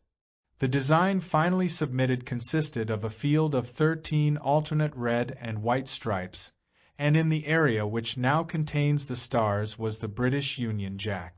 The area containing the Union Jack was the one suitable for modification. The design was formally and unanimously accepted, and the flag was adopted by General Washington as the recognized standard of the colonial army and navy. There is no record of any report being made by this committee to Congress. On January 2, 1776, at Cambridge, in the presence of the army, General Washington with his own hands raised the newly made flag on a tall and specially prepared pine tree liberty pole. The British Army at Charleston Heights could see the flag clearly. After inspecting it with their field glasses, the British officers ordered a salute of 13 cheers, followed by a regular official salute of 13 guns in honor of the new standard. It appears, therefore, that the colonial flag was as pleasing to the British as it was to the colonies. It is easy to see why Mr. Campbell's story has received very little recorded recognition. It belongs among those shadowy and mysterious happenings which influence or change the course of empire, but will ever find little favor with prosaic and unimaginative historians. 16. Thomas Paine and the Rights of Man. The crusading of Tom Paine definitely advanced for Americans that secret destiny by which all people shall be free and equal. There is little doubt that he assisted Jefferson in writing the Declaration of Independence. Paine emphasized the necessity of separating the spheres of church and state in government, preached religious tolerance in a day when the spirit of persecution was still strong, attacked the special privileges of the aristocracy. Only by thousands of years of conditioning can mankind be brought to the perfectionist state envisioned by this American patriot. Of Thomas Paine it has been said that he did more to win the independence of the colonies with his pen than George Washington accomplished with his sword. Only complete reorganization of government, religion, and education would bring us even today to the perfectionist state Tom Paine envisioned. The stormy petrel of revolutionary days in America and France was Thomas Paine. Son of a hard-working Quaker who made his living cutting barrel staves, young Thomas's formal education ended in grammar school. He practiced his father's trade for a time before turning his mind to politics and the social problems of his time. Benjamin Franklin inspired Thomas Paine to become a champion of human rights. Their first meeting took place in England, and at Franklin's suggestion Paine came to America and entered into the publishing business. English-born, he became an outstanding champion in the cause of freedom for the colonies. His writings so fanned the flame of patriotism that it has been said of him that he did more to win the independence of the colonies with his pen than George Washington accomplished with his sword. There is little doubt that Thomas Paine assisted Jefferson in writing the Declaration of Independence. Present research even points to the probability that he composed the entire document, then submitted it to Jefferson for editing and revision. The references in the Declaration of Independence to the laws of nature and nature's God especially reflect Paine's theological convictions. Paine held several offices in the Continental government during the period of the Revolutionary War and in 1789 returned to Europe. 3 years later he published his Rights of Man. Although the truths contained in the essay were never successfully controverted, the book caused repercussions that forced him to leave England to escape trial for treason. He sought refuge in France. Almost immediately he became involved in the French Revolution as a staunch supporter of the Revolutionary Party. He boldly advocated the perpetual banishment of Louis XVI, but was opposed to the execution of the king. His tolerant views on this subject must have alienated the terrorists, for Robespierre caused him to be imprisoned under sentence of death by the guillotine. It was just before this imprisonment that he published the first part of his immortal book, Age of Reason. He wrote the second part during the 10 months of his incarceration. Paine's escape from death in France was by one of those unforeseen circumstances which so often have changed the course of history. Robespierre fell from power. His successors restored Paine to his seat in the Revolutionary Convention. When things in France had settled down to the sober process of setting up a permanent government, Paine turned his attention to George Washington, whom he bitterly attacked, thus losing much of his popularity in America. Paine returned to the United States in 1802, and his closing years were comparatively uneventful. He died in 1809. 10 years later his body was sent back to England to be reinterred in his native earth. Thomas Paine was a free thinker, a radical pamphleteer. It was his misfortune to be born out of time. Yet by his very birth and the energy of his nature, he helped to change the face of time. He attacked the corruption of the British government with such honesty and skill that he was the most feared man in England. Then, with the simple conviction of a Quaker deist, he threw the power of his written word against the religious corruption that burdened the peoples of Europe and interfered with the social progress of mankind. In the Age of Reason, Paine emphasized the necessity of separating the spheres of church and state, looking at both institutions in their practical state of corruption rather than in their ideal state of mutual integrity. He held a broad view of religion in general, believing that all faiths were naturally good and were necessary to the spiritual security of humanity. Such broadness was out of season, and it made him numerous enemies among those holding fanatical convictions. It was dangerous to preach religious tolerance in his day, when the spirit of persecution was still strong. When the clergy involved itself in the political conspiracies of the state and descended to the level of self-interest, their spiritual power was prostituted, and, said Paine, they lost all claim upon public respect. Paine saw the conniving, plotting, and counter-plotting of religious leaders who had cast their lot with the aristocracy against long-suffering and exploited citizens. With a church such as this he had no patience, and he had the eloquence and abundant courage to express his convictions regardless of the cost. He held the aristocracy in general in equal antipathy. Privileged classes, to him, were little better than parasites, living off the toil of honest men in total indifference to the public good. A government compounded from a dissolute nobility and fawning professional office holders, ever catering to the longer purse, brought Paine's righteous indignation to the boiling point, indignation which he could apply in words understandable to the masses. It was his simple reasoning that such a church, plus such a state, equaled chaos. It was bad enough for government to burden the people with extravagances, but it was still worse for the church to preach that men should accept this load as coming from God, to see it designed to purify their souls by the practice of patience and humility. It was not enough for Paine to believe that all men were created free and equal. These free men had the inalienable right of representative government, and the further right to improve themselves to the enjoyment of all natural good. He was more of a perfectionist than was practical in his own day or even in our time. Like most idealists, he failed to accept the weakness in that very human nature which he sought so desperately to champion. Only thousands of years of conditioning and the complete reorganization of government, religion, and education could bring mankind to the estate which Paine envisioned.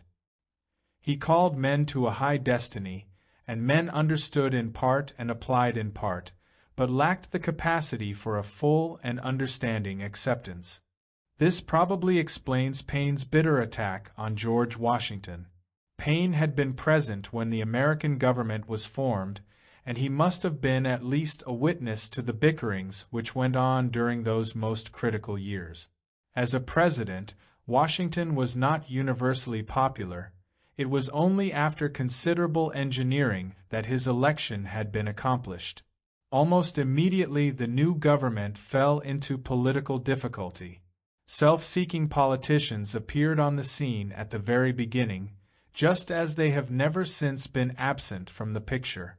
Paine, seeing some of the noblest ideals of the new state perverted and misinterpreted, dared to speak when discretion held the tongues of other men.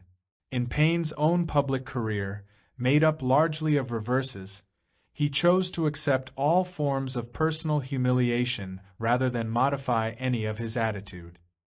He never accepted that such a policy as he advocated would be impractical in a permanent form of government. Political experience leads the wisest of public men to the realization that the possibilities of public office are limited, and that good things must be brought about slowly and opportunely if they are to survive public inertia and opposition.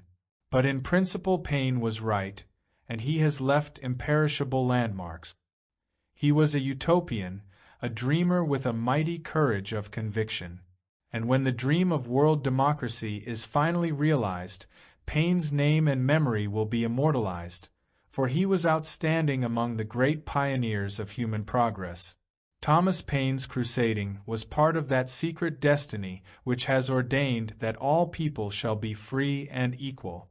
Many times his career appeared to have been ended by the accidents of ill fortune, but always he was preserved against his enemies, and even against himself.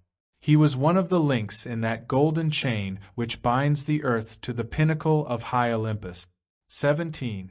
The unknown who swayed the signers of the Declaration of Independence faced with the death penalty for high treason, courageous men debated long before they picked up the quill pen to sign the parchment that declared the independence of the colonies from the mother country.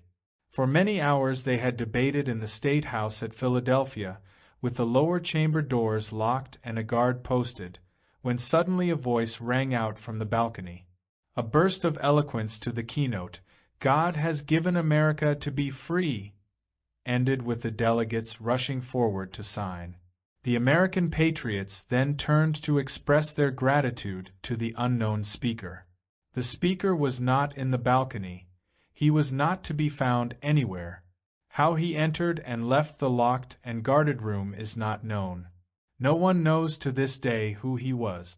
Some years ago, while visiting the Theosophical Colony at Ojai, California, AP, Warrington, esoteric secretary of the Society, discussed with me a number of historical curiosities, which led to examination of his rare old volume of early American political speeches of a date earlier than those preserved in the first volumes of the Congressional Record. He made particular mention of a speech by an unknown man at the time of the signing of the Declaration of Independence. The particular book was not available at that moment, but Mr. Warrington offered to send me a copy of the speech, and he did, but unfortunately neglected to append the title or the date of the book. He went to India subsequently, and died at the Theosophical headquarters at Udyar in Madras. Then, in May 1938, the speech appeared in the Theosophist, official organ of the Society, published in Udyar. In all probability the original book is now in the library of the Theosophical Society. There is no reason to doubt the accuracy and authenticity of Mr. Warrington's copy, but I am undertaking such investigation as is possible to discover the source of the speech. On July 4, 1776, in the old State House in Philadelphia, a group of patriotic men were gathered for the solemn purpose of proclaiming the liberty of the American colonies. From the letters of Thomas Jefferson, which are preserved in the Library of Congress, I have been able to gather considerable data concerning this portentous session. In reconstructing the scene, It is well to remember that if the Revolutionary War failed, every man who had signed the parchment then lying on the table would be subject to the penalty of death for high treason. It should also be remembered that the delegates representing the various colonies were not entirely of one mind as to the policies which should dominate the new nation. There were several speeches. In the balcony, patriotic citizens crowded all available space and listened attentively to the proceedings. Jefferson expressed himself with great vigor, and John Adams of Boston spoke and with great strength. The Philadelphia printer, Dr. Benjamin Franklin, quiet and calm as usual, spoke his mind with well-chosen words. The delegates hovered between sympathy and uncertainty as the long hours of the summer day crept by, for life is sweet when there is danger of losing it.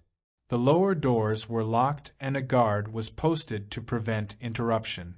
According to Jefferson, it was late in the afternoon before the delegates gathered their courage to the sticking point. The talk was about axes, scaffolds, and the gibbet, when suddenly a strong, bold voice sounded, "Gibbet! They may stretch our necks on all the gibbets in the land. They may turn every rock into a scaffold, every tree into a gallows, every home into a grave, and yet the words of that parchment can never die. They may pour our blood on 1,000 scaffolds, and yet from every drop that dies the axe a new champion of freedom will spring into birth. The British king may blot out the stars of God from the sky, but he cannot blot out his words written on that parchment there. The works of God may perish, his words never. The words of this declaration will live in the world long after our bones are dust. To the mechanic in his workshop they will speak hope, to the slave in the mine's freedom, but to the coward kings these words will speak in tones of warning they cannot choose but hear. Sign that parchment. Sign, if the next moment the gibbet's rope is about your neck. Sign, if the next minute this hall rings with the clash of falling axes. Sign, by all your hopes in life or death, as men, as husbands, as fathers, brothers, sign your names to the parchment, or be accursed forever. Sign, and not only for yourselves, but for all ages, for that parchment will be the textbook of freedom, the Bible of the rights of man forever. Nay, do not start and whisper with surprise. It is truth, your own hearts witness it. God proclaims it. Look at this strange band of exiles and outcasts, suddenly transformed into a people, a handful of men, weak in arms, but mighty in godlike faith. Nay, look at your recent achievements, your Bunker Hill, your Lexington, and then tell me, if you can, that God has not given America to be free. It is not given to our poor human intellect to climb to the skies, and to pierce the counsel of the Almighty One. But methinks I stand among the awful clouds which veil the brightness of Jehovah's throne. Methinks I see the recording angel come trembling up to that throne and speak his dread message. Father, the old world is baptized in blood. Father, look with one glance of thine eternal eye, and behold evermore that terrible sight, man trodden beneath the oppressor's feet, nations lost in blood, murder, and superstition, walking hand in hand over the graves of the victims, and not a single voice of hope to man. He stands there, the angel, trembling with the record of human guilt. But hark!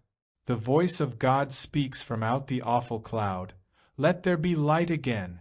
Tell my people, the poor and oppressed, to go out from the old world, from oppression and blood, and build my altar in the new. As I live, my friends, I believe that to be his voice. Yes, were my soul trembling on the verge of eternity, were this hand freezing in death, were this voice choking in the last struggle, I would still, with the last impulse of that soul, with the last wave of that hand, with the last gasp of that voice, implore you to remember this truth: God has given America to be free. Yes, as I sank into the gloomy shadows of the grave, With my last faint whisper I would beg you to sign that parchment for the sake of those millions whose very breath is now hushed in intense expectation as they look up to you for the awful words, "You are free." The unknown speaker fell exhausted into his seat. The delegates, carried away by his enthusiasm, rushed forward. John Hancock scarcely had time to pen his bold signature before the quill was grasped by another. It was done. The delegates turned to express their gratitude to the unknown speaker for his eloquent words. He was not there. Who was this strange man, who seemed to speak with a divine authority, whose solemn words gave courage to the doubters and sealed the destiny of the new nation? Unfortunately, no one knows. His name is not recorded. None of those present knew him, or if they did, not one acknowledged the acquaintance. How he had entered into the locked and guarded room is not told, nor is there any record of the manner of his departure. No one claimed to have seen him before, and there is no mention of him after this single episode. Only his imperishable speech bears witness to his presence. There are many interesting implications in his word. He speaks of the rights of man, although Thomas Paine's book by that name was not published until 13 years later. He mentions the all-seeing eye of God, which was afterwards to appear on the reverse of the great seal of the new nation. In all, there is much to indicate that the unknown speaker was one of the agents of the secret order, guarding and directing the destiny of America. Some time ago, an Eastern publisher suggested to me that an interesting and important title for a book would be The History of Unknown Men. This publisher was a great reader of history, and it was his observation that nearly all great causes are furthered by mysterious and obscure persons who receive little or no credit for the part which they have played. To write the history of these men would be to write the history of the Order of the Quest, the story of the unknown philosophers. Some, like Francis Bacon, come to high estate, but most of the unknowns work obscurely through other men, who gain the credit and the fame. In an old book of rules used by the brothers of the secret orders is the following: "Our brothers shall wear the dress and practice the customs of those nations to which they travel, so that they shall not be conspicuous or convey any appearance that is different or unusual. Under no condition shall they reveal their true identity, or the work which they have come to accomplish, but shall accomplish all things secretly and without violating the laws or statutes of the countries in which they work. Of those who did not reveal their true identity, or the work which they came to accomplish, one is the mysterious professor who inspired the design of our flag, and remains unknown and unnamed. And similarly, another is the unknown speaker whose words removed indecision about signing the Declaration of Independence. It is not known who he was, and the incident is preserved only in a rare old book, the very existence of which it is difficult to prove. It is reasonably conceivable that in secrecy and anonymity well-ordered aid has been given to the struggle for human equity and justice that has been America's destiny through the past into our present time. It is our duty and our privilege to contribute what we can to this universal plan. It will go on, served by the unknowns, until the Platonic Empire is established on the earth, and the towers of the new Atlantis rise from the ruins of a materialistic and selfish world. 18. The symbols of the Great Seal of the United States. Is the American eagle actually a phoenix? Selection of the fabulous bird of the ancients seems to have been the intention of the designer of our nation's Great Seal. The phoenix is the symbol of the reborn in wisdom. The design on the reverse of the Great Seal is even more definitely related to the Order of the Quest. The pyramid and the all-seeing eye represent the universal house surmounted by the radiant emblem of the great architect of the universe. These three symbols in combination is more than chance or coincidence. When the time came to select an appropriate emblem for the Great Seal of the United States of America, several designs were submitted. These are described by Gallard Hunt in the History of the Seal of the United States, published in Washington, D.C., in 1909. Most of the designs originally submitted had the phoenix bird on its nest of flames as the central motif. One of the designs now familiar to us was finally selected, and Benjamin Franklin was asked for his opinion of the choice. Franklin gave his immediate approval, observing naively that it was very appropriate to select the wild turkey as the symbol of the new country. The turkey was a bird of admirable quality, hard-working and industrious, and of good moral character, and a fowl also with a marked aversion for the color red, at that time unpopular among the colonists. When it was explained to Franklin that the bird on the seal was intended to represent an eagle, he was bitterly disappointed, and he insisted that the drawing did not look like an eagle to him, and furthermore, an eagle was a bird of prey with few of the respectable qualities of the wild turkey. It has been said that the designer had drawn a phoenix. Its selection would of course have been appropriate. Among the ancients a fabulous bird called the phoenix is described by early writers such as Clement, Herodotus, and Pliny. In size and shape it resembled the eagle, but with certain differences. The body of the phoenix is one covered with glossy purple feathers, and the plumes in its tail are alternately blue and red. The head of the bird is light in color, and about its neck is a circlet of golden plumage. At the back of its head the phoenix has a crest of feathers of brilliant color. Only one of these birds was supposed to live at a time, with its home in the distant parts of Arabia, in a nest of frankincense and myrrh. The phoenix, it was said, lives for 500 years, and at its death its body opens and the new-born phoenix emerges. Because of this symbolism, the phoenix is generally regarded as representing immortality and resurrection. All symbols have their origin in something tangible, and the phoenix is one sign of the secret orders of the ancient world and of the initiate of those orders, for it was common to refer to one who had been accepted into the temples as a man twice born, or reborn. Wisdom confers a new life, and those who become wise are born again.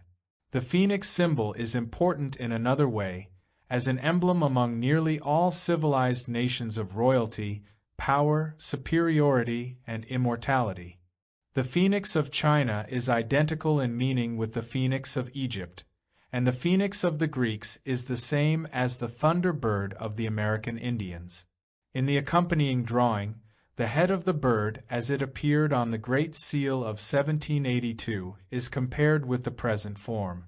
It is immediately evident that the bird on the original seal is not an eagle, nor even a wild turkey as Franklin had hoped, but the phoenix, the ancient symbol of human aspiration toward universal good. The beak is of a different shape, the neck is much longer, and the small tuft of hair at the back of the head leaves no doubt as to the artist's intention.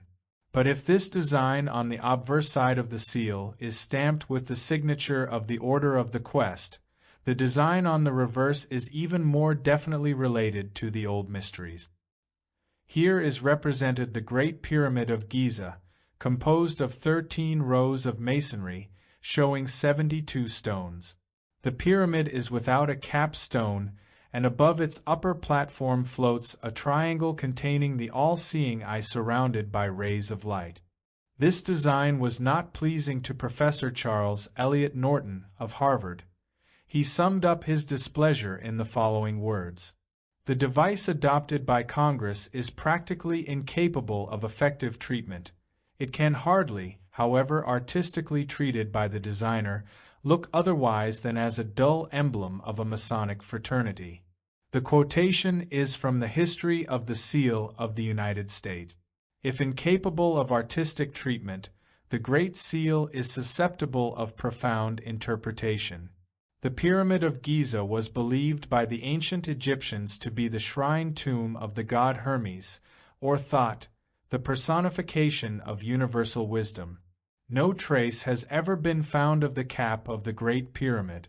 A flat platform about 30 feet square gives no indication that this part of the structure was ever otherwise finished, and this is appropriate as the pyramid represents human society itself, imperfect and incomplete.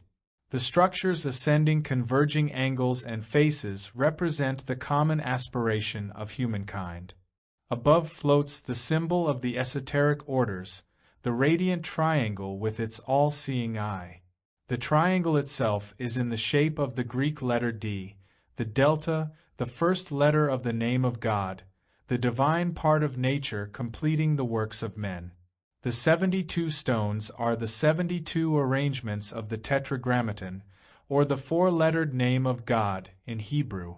These four letters can be combined in 72 combinations, resulting in what is called the Shemhamfresh, which represents, in turn, the laws, powers, and energies of nature by which the perfection of man is achieved. The pyramid, then, is the universal house, and above its unfinished apex is the radiant emblem of the great architect of the universe. There is a legend that in the lost Atlantis stood a great university in which originated most of the arts and sciences of the present race. The university was in the form of an immense pyramid with many galleries and corridors, and on the top was an observatory for the study of the stars. This temple to the sciences in the old Atlantis is shadowed forth in the seal of the new Atlantis. Was it the society of the unknown philosophers who scaled the new nation with the eternal emblems, that all the nations might know the purpose for which the new country had been founded? The obverse of the Great Seal has been used by the Department of State since 1782, but the reverse was not cut at that time because it was regarded as a symbol of a secret society and not the proper device for a sovereign state. Quite rare are discoveries of the use of this symbol in any important form until recent years. Most American citizens learned for the first time what was the design on the reverse of their seal when it appeared on the dollar bill, series of 1935A. So far as anyone may know, the use of the seal in 1935 was probably without premeditation or special implication. But it is interesting that its appearance should coincide with great changes affecting democracy in all parts of the world. As early as 1935, the long shadows of a world tyranny had extended themselves across the surface of the globe. Democracy was on the threshold of its most severe testing. The rights of man that Thomas Paine defended were being assailed on every hand by selfishness, ambition, and tyranny. Then on the common medium of our currency appeared the eternal emblem of our purpose. The combination of the phoenix, the pyramid, and the all-seeing eye is more than chance or coincidence. There is nothing about the early struggles of the colonists to suggest such a selection to farmers, shopkeepers, and country gentlemen. There is only one possible origin for these symbols, and that is the secret societies which came to this country 150 years before the Revolutionary War. Most of the patriots who achieved American independence belonged to these societies, and derived their inspiration, courage, and high purpose from the ancient teaching. There can be no question that the Great Seal was directly inspired by these orders of the human quest, and that it set forth the purpose for this nation as that purpose was seen and known to the Founding Fathers. The monogram of the New Atlantis reveals this continent as set apart for the accomplishment of the great work. Here is to arise the pyramid of human aspiration, the school of the secret sciences.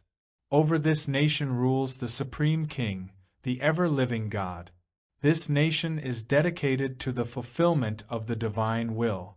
To the degree that men realize this, and dedicate themselves and their works to this purpose, their land will flourish. To depart from the symbol of this high destiny is to be false to the great trust given as a priceless inheritance. 19. The prophetic dream of General McClellan. In a dark hour of military apprehension, the general of the Union forces was visited by a vision in a dream. A voice spoke, and a map came alive with troop movements as the enemy forces moved into the very positions he had intended to occupy. The voice told him that he had been betrayed. He raised his eyes and looked into the face of George Washington. When McClellan awoke, his map was covered with marks and signs and figures, indicating the strategy that prevented the capture of the nation's capital. Also included in the dream was the warning of the Father of our country that we would wage still another struggle for existence, ere another century shall have gone by against the oppressors of the whole earth.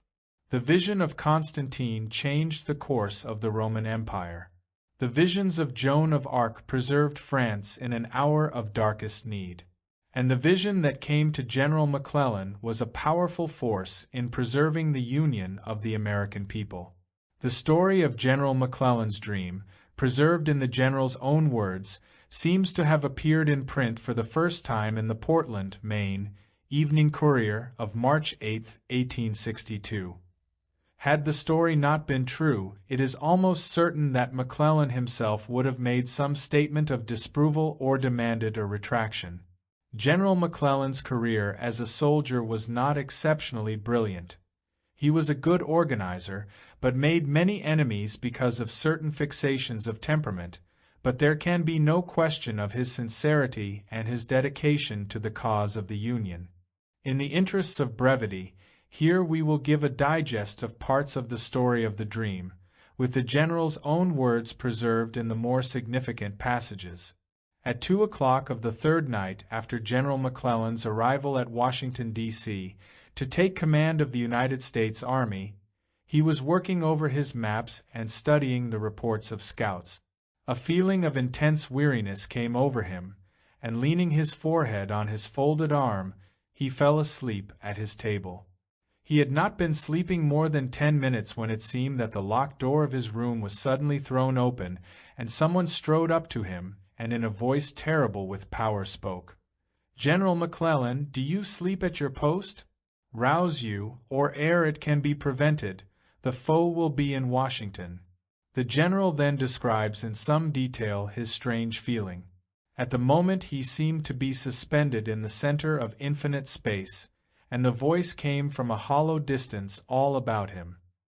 He started up, but whether he was really awake he was never able to decide. The table covered with maps was still before him, but the furniture, the walls of the room, and other familiar objects were no longer visible.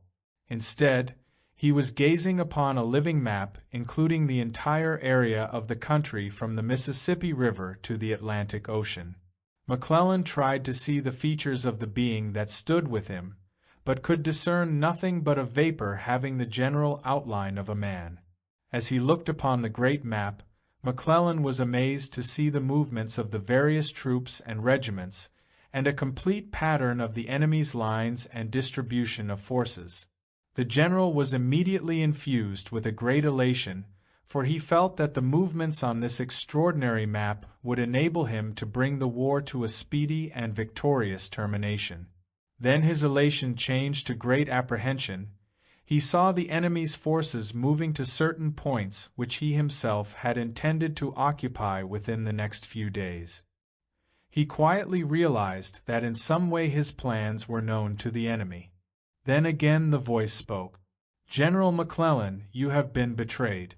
And had God not willed otherwise, ere the sun of tomorrow had set the Confederate flag would have waved above the Capitol and your own grave. But note what you see. Your time is short." His pencil moving with the speed of thought, McClellan transferred the troop positions from the living map to the paper map on his desk. When this had been done, McClellan became aware that the figure standing near him had increased in light and glory until it shone like the noonday sun. And as he raised his eyes, he looked into the face of George Washington. The first president with sublime and gentle dignity looked upon the bewildered officer and spoke as follows. "General McClellan, while yet in the flesh I beheld the birth of the American Republic. It was indeed a hard and bloody one, but God's blessing was upon the nation and, therefore, through this, her first great struggle for existence, He sustained her and with His mighty hand brought her out triumphantly. A century has not passed since then, and yet the child republic has taken her position of peer with nations whose pages of history extend for ages into the past. She has, since those dark days, by the favor of God, greatly prospered. And now, by very reason of this prosperity, has she been brought to her second great struggle. This is by far the most perilous ordeal she has to endure. Passing as she is from childhood to opening maturity, she is called on to accomplish that vast result, self-conquest, to learn that important lesson, self-control, self-rule, that in the future will place her in the van of power and civilization. But her mission will not then be finished, for ere another century shall have gone by, the oppressors of the whole earth, hating and envying her exaltation, shall join themselves together and raise up their hands against her.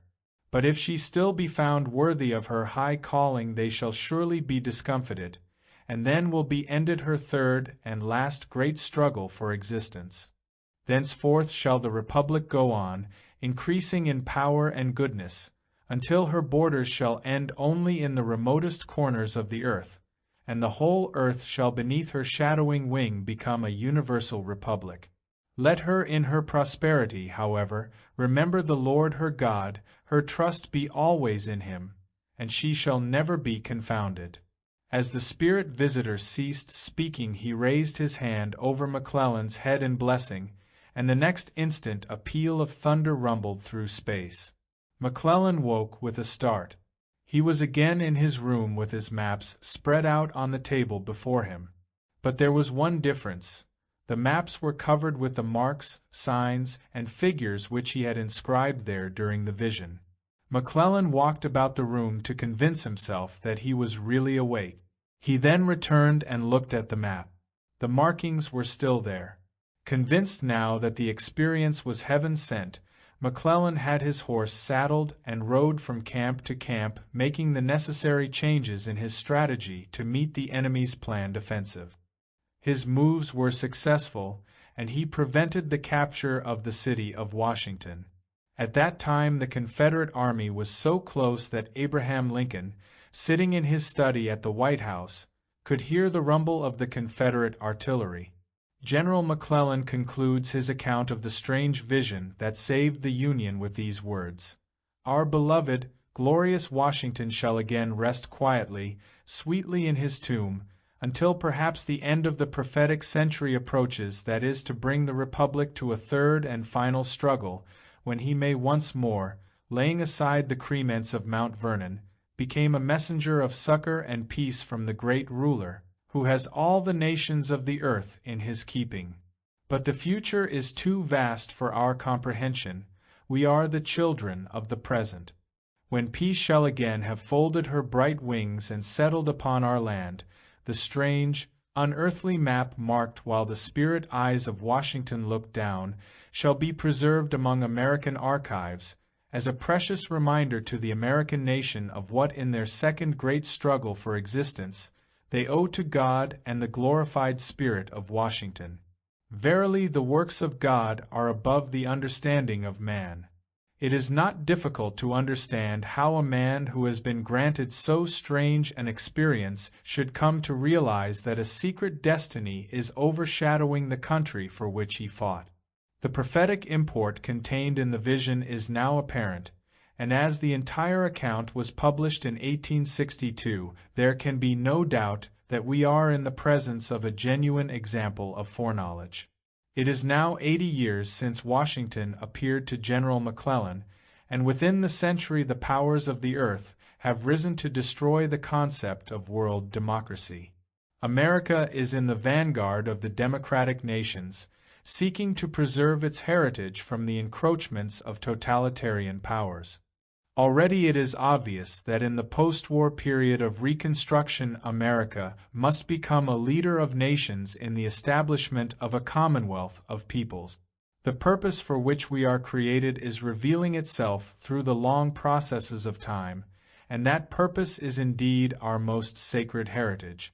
It is written in the old books that when the brothers of the quest desire to bring about changes in the mortal state, they send messengers and strange dreams and mystic visions, and accomplish their purpose by revealing their will to the leaders of nations in sundry and curious ways.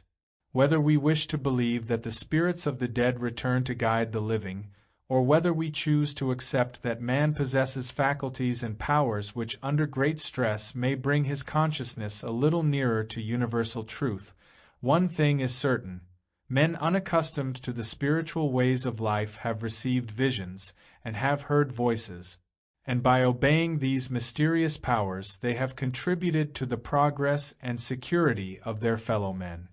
20. The end of the quest in America shall be erected a shrine to universal truth, as here arises the global democratic commonwealth, the true wealth of all mankind, which is designed in the foundation that men shall abide together in peace and shall devote their energies to the common cause of discovery.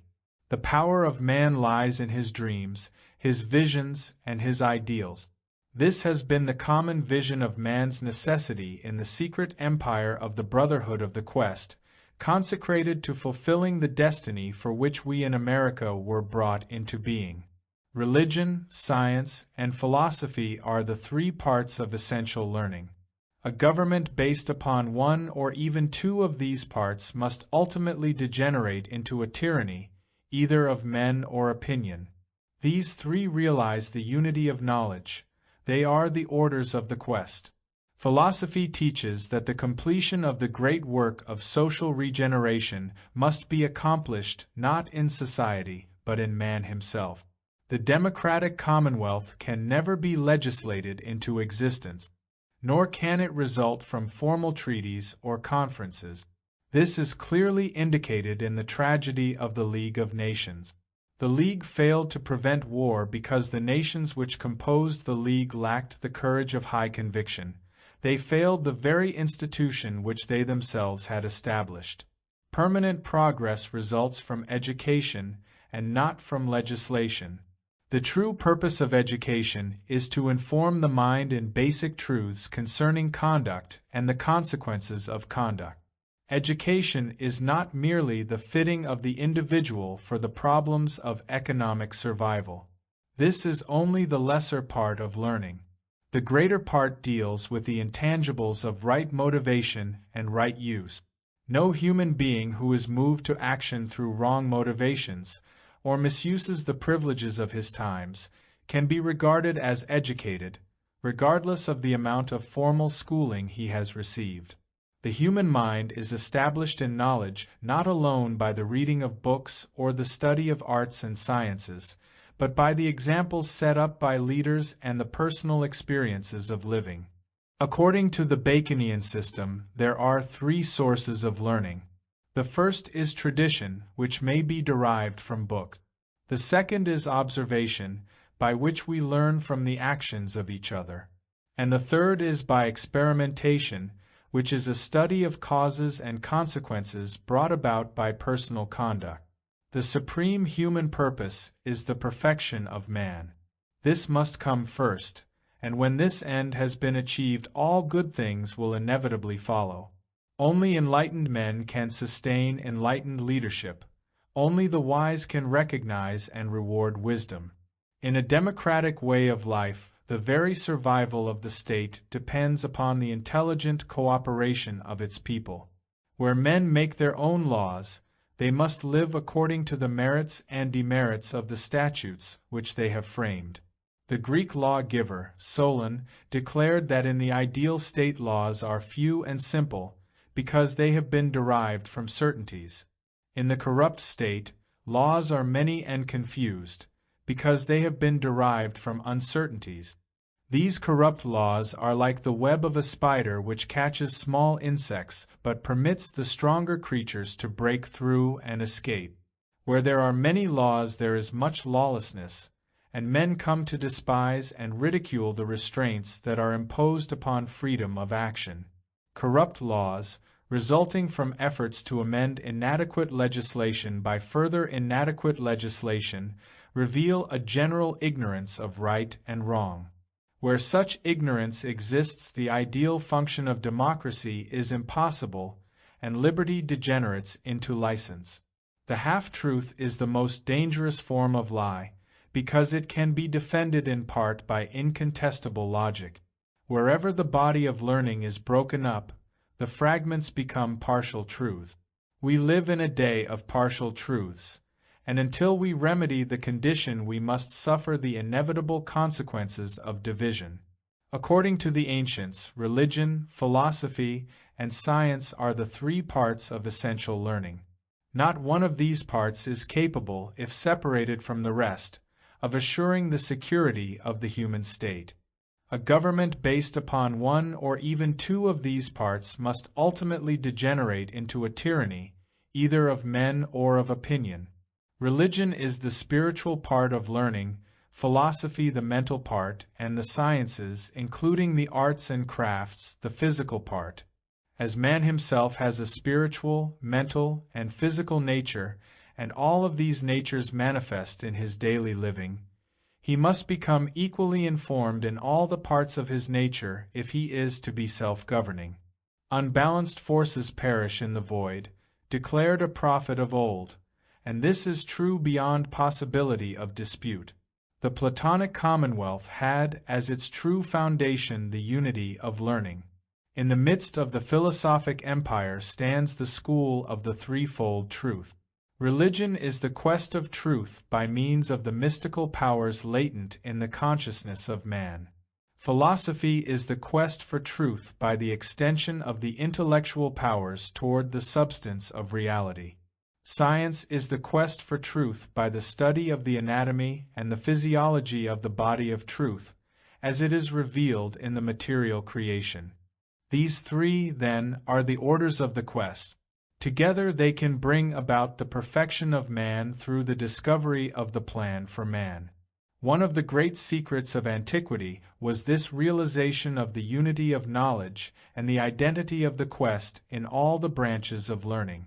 The great philosophers of the past were truly great because they approached the problem of life as priest-philosopher-scientist. The title, the wise, is properly applied only to those in whose consciousness the unity of knowledge has been established as the pattern of the quest. It was part of the ancient plan that has descended to us to build again the ideal university, the college of the 6 days' work. Here would be taught the same arts and sciences that we teach today, but from a different basic premise.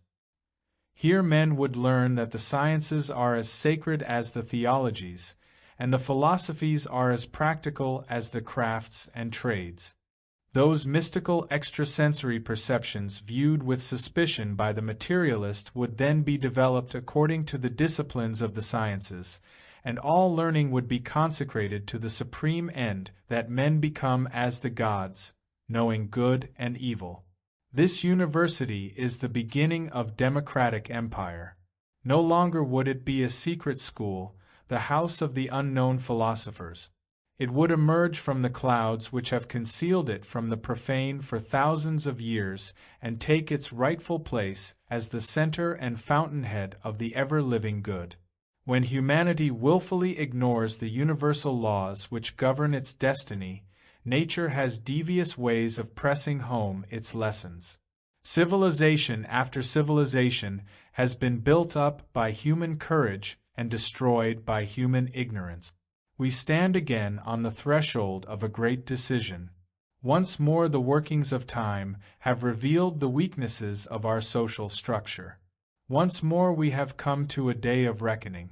In the post-war world one of two courses lies before us.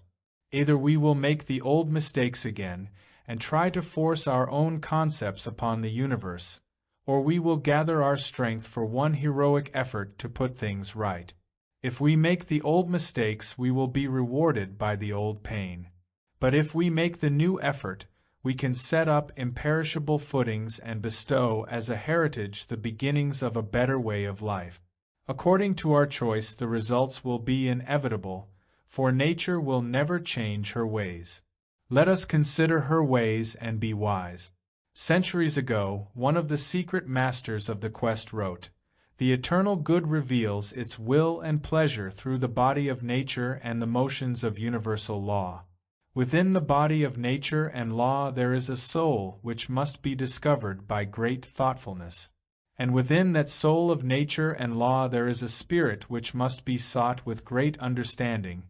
For verily I say unto you, my brothers, that it is this spirit concealed from the profane but revealed to the thoughtful, which giveth life. This, then, is the design of our foundations, that men shall abide together in peace and shall devote their energies to the common cause of discovery. Man is greater than the animal, not in strength of body, nor in shrewdness, nor in the power of his senses, nor even in skill and patience. Man is superior because he contains within himself the faculties and powers by which he can perceive his true place in a divine order of life. His power lies in his dreams, his visions, and his ideals. If these intangibles are left uncultivated, man is at best but a superior kind of beast, subject to all the ills and vicissitudes of an unenlightened creation. But, as man has locked within him, hidden from the public gaze, this diviner part, so it is true that human society has within itself concealed from our common view a nobler part composed of the idealists and dreamers of all ages and of all races who have been bound together by their common vision of man's necessity. This is the secret empire of the poets, this is the order of the unknown philosophers, this is the brotherhood of the quest. And never will these dreamers cease their silent working until that dream is perfected in our daily life. They are resolved that the Word which was made flesh shall become the Word made soul. The great university of the 6 days' work must be built here in our Western world, to become a guide unto the nations. About this shrine to universal truth shall rise the democratic commonwealth, the wealth of all mankind. This is the destiny for which we were brought into being. The plan, which was devised in secrecy long ago, and in far places, shall be fulfilled openly. As the greatest wonder born out of time,